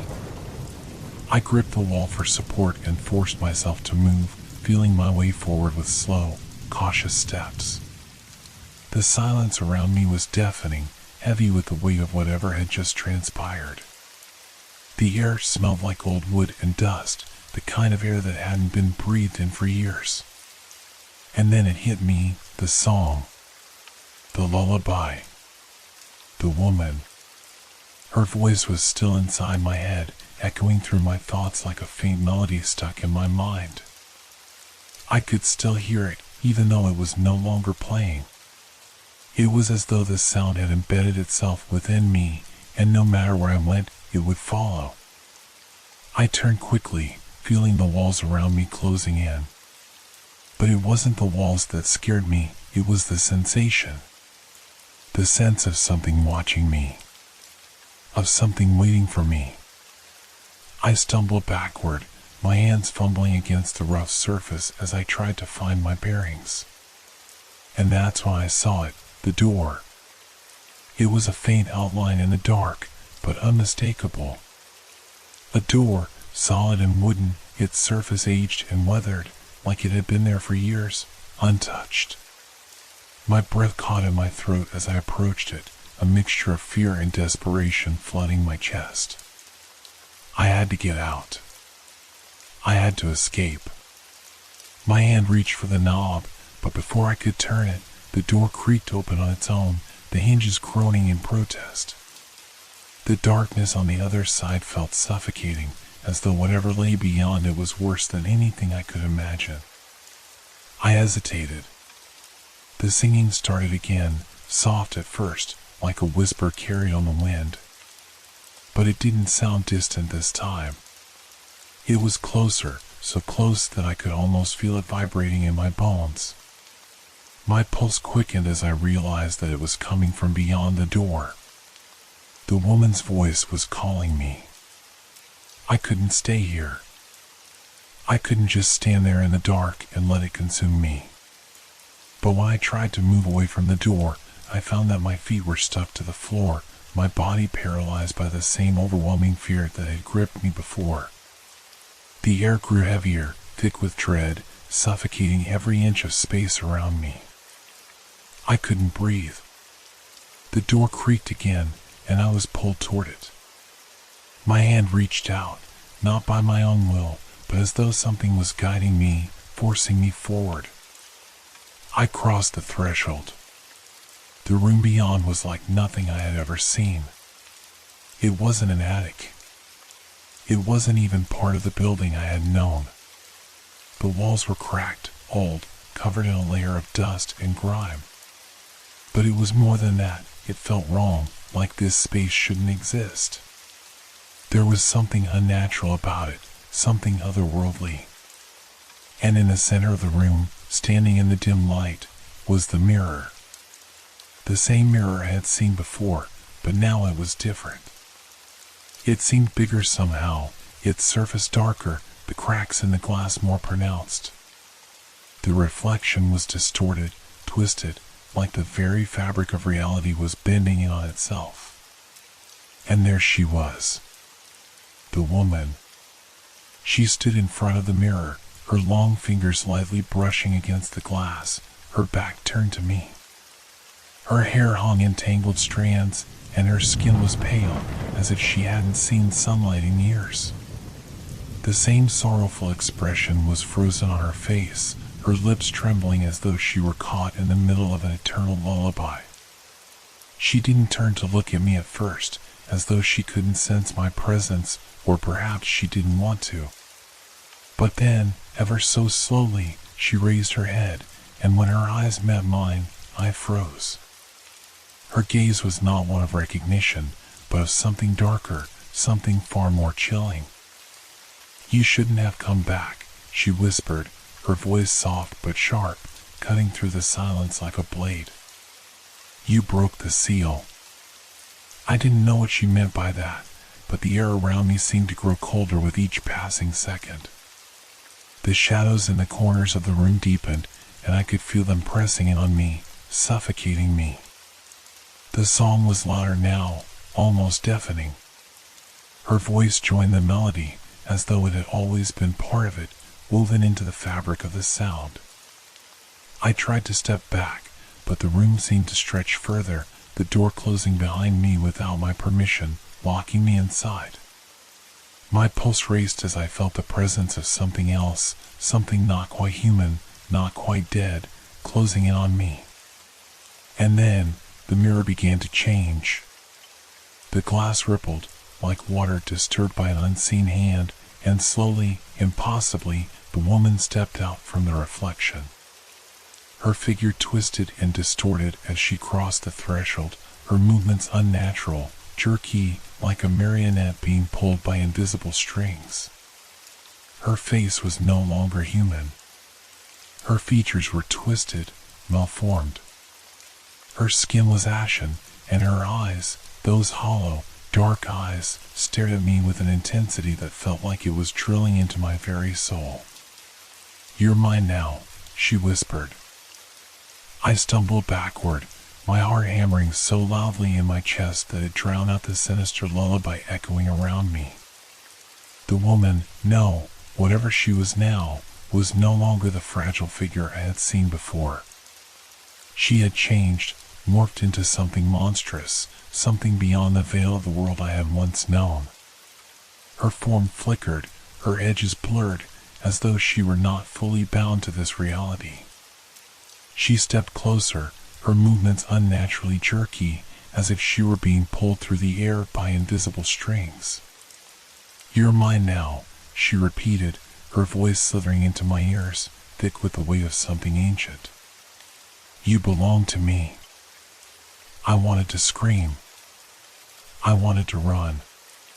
But my body wouldn't obey me. My feet felt frozen to the ground, my breath shallow, my mind racing through every possible escape, but none of them made sense. There was no way out. No door. No window. Nothing but the mirror and the woman, whatever she had become. I couldn't move, couldn't tear my eyes away from her. I was trapped. The room around me seemed to shift and warp, like a dream on the edge of nightmare. The walls were closing in, the shadows stretching unnaturally, pressing on me from every side. The air grew thicker, heavier, suffocating. And then, I saw it, the reflection. It wasn't just her anymore. The mirror rippled like water, and now I saw them, dozens, hundreds of faces, their features twisted in terror and agony, all staring back at me through the glass. Their eyes were wide with fear, their mouths open in silent screams. The faces were a blur of shapes, half-formed and incomplete, like the remnants of people who had once been real, but now were only echoes. Each one of them had the same look of hollow despair as the woman who stood before me. Her voice filled my ears again, and I could feel her presence pressing on me like a weight I could not bear. "They all came," she whispered, her lips curling into a twisted smile. "And they stayed. And now, so will you." I tried to scream. I tried to move, but my voice was gone, and my body was still frozen in place. The woman stepped closer, her form distorting with every step, as though the very fabric of her being was being torn apart by the pull of whatever dark force had claimed her. Her hand reached out for me, and I felt an icy chill run through my chest, as though her touch could freeze my heart. The air around me was alive, vibrating with an unnatural energy, a sickening hum that filled the space like a swarm of insects. Her fingers brushed against my cheek, cold as death. I gasped, my skin crawling beneath her touch. The sensation of being touched by something not human was more than I could bear. It was as though her touch was etching itself into my soul, marking me, claiming me. "You'll sing my song now," she murmured, her face contorting in a grotesque grin. "You'll join the others." I felt a sudden wave of dizziness as the world seemed to spin around me. The edges of the room blurred, the faces in the mirror flickering in and out of focus, and the song, it was louder now, deafening, like a chorus of thousands of voices singing in unison. It wasn't just a lullaby anymore, it was a hymn, an ancient, sorrowful anthem that pulled at something deep inside me, something I didn't even know existed.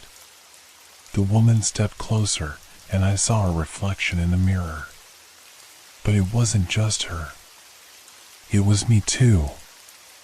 I was there, standing beside her, my face twisted with horror, my eyes wide in terror. "No," I whispered. "I won't be like them. I won't." But the words died on my lips as the reflection smiled.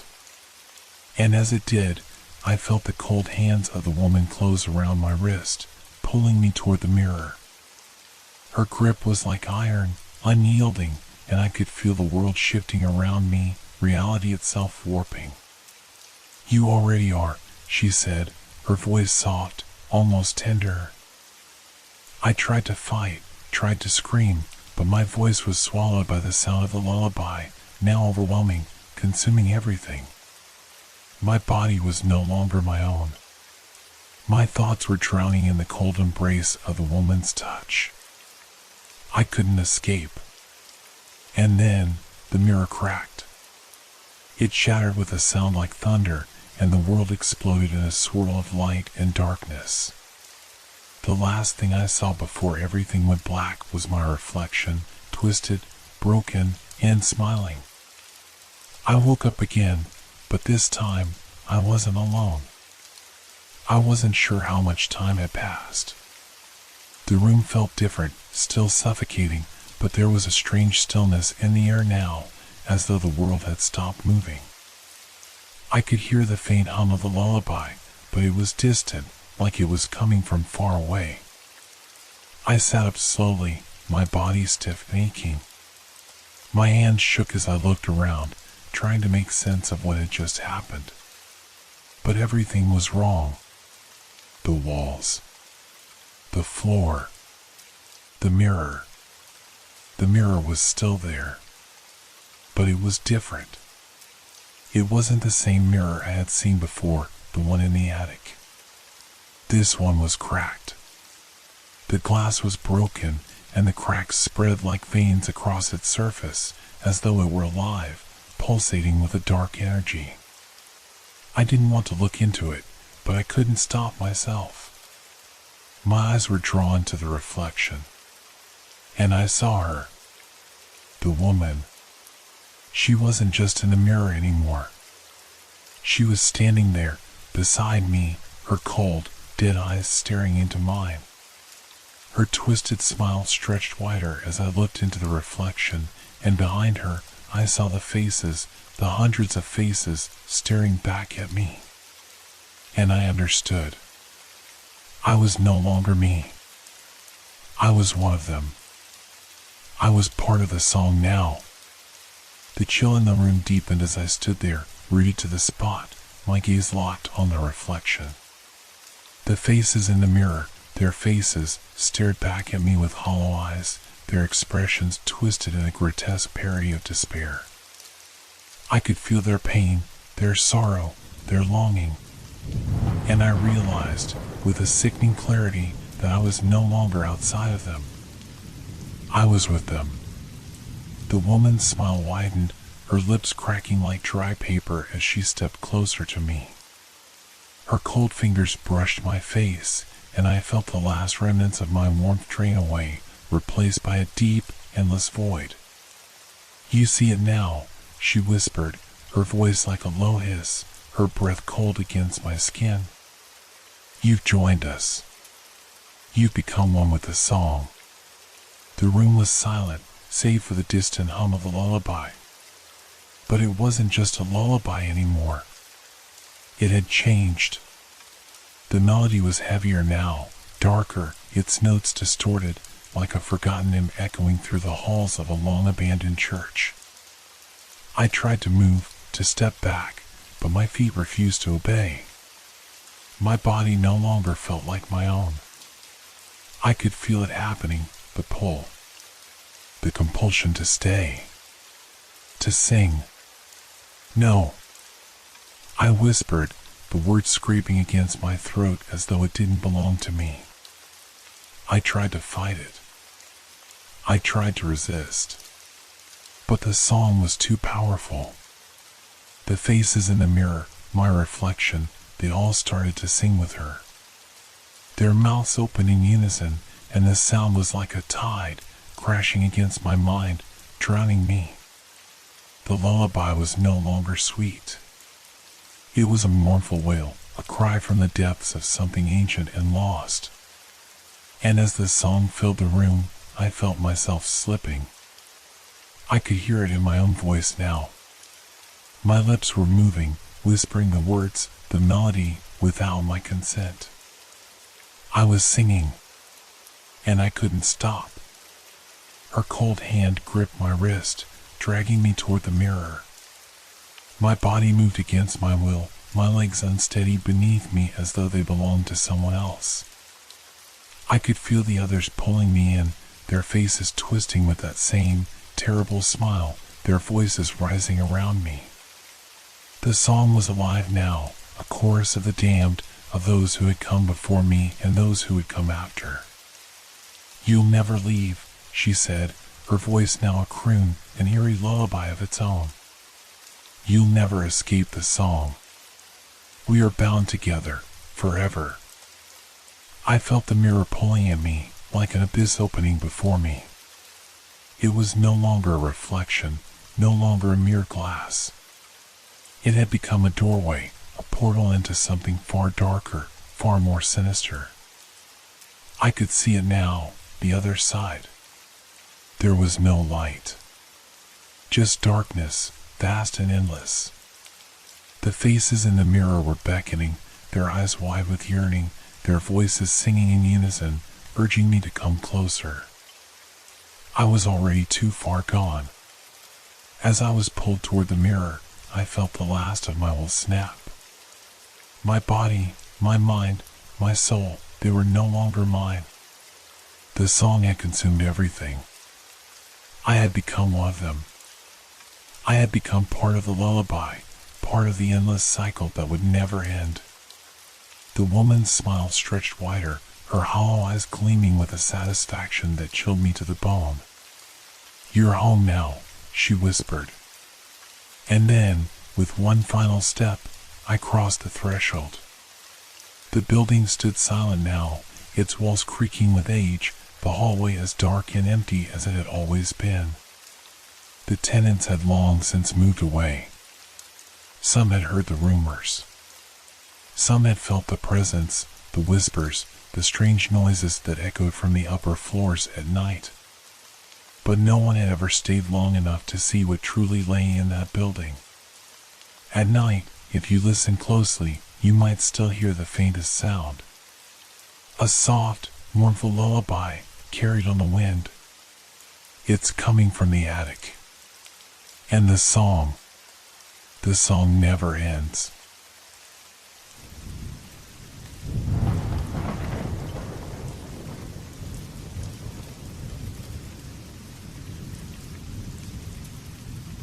Hope your dreams are filled with fear. Good night.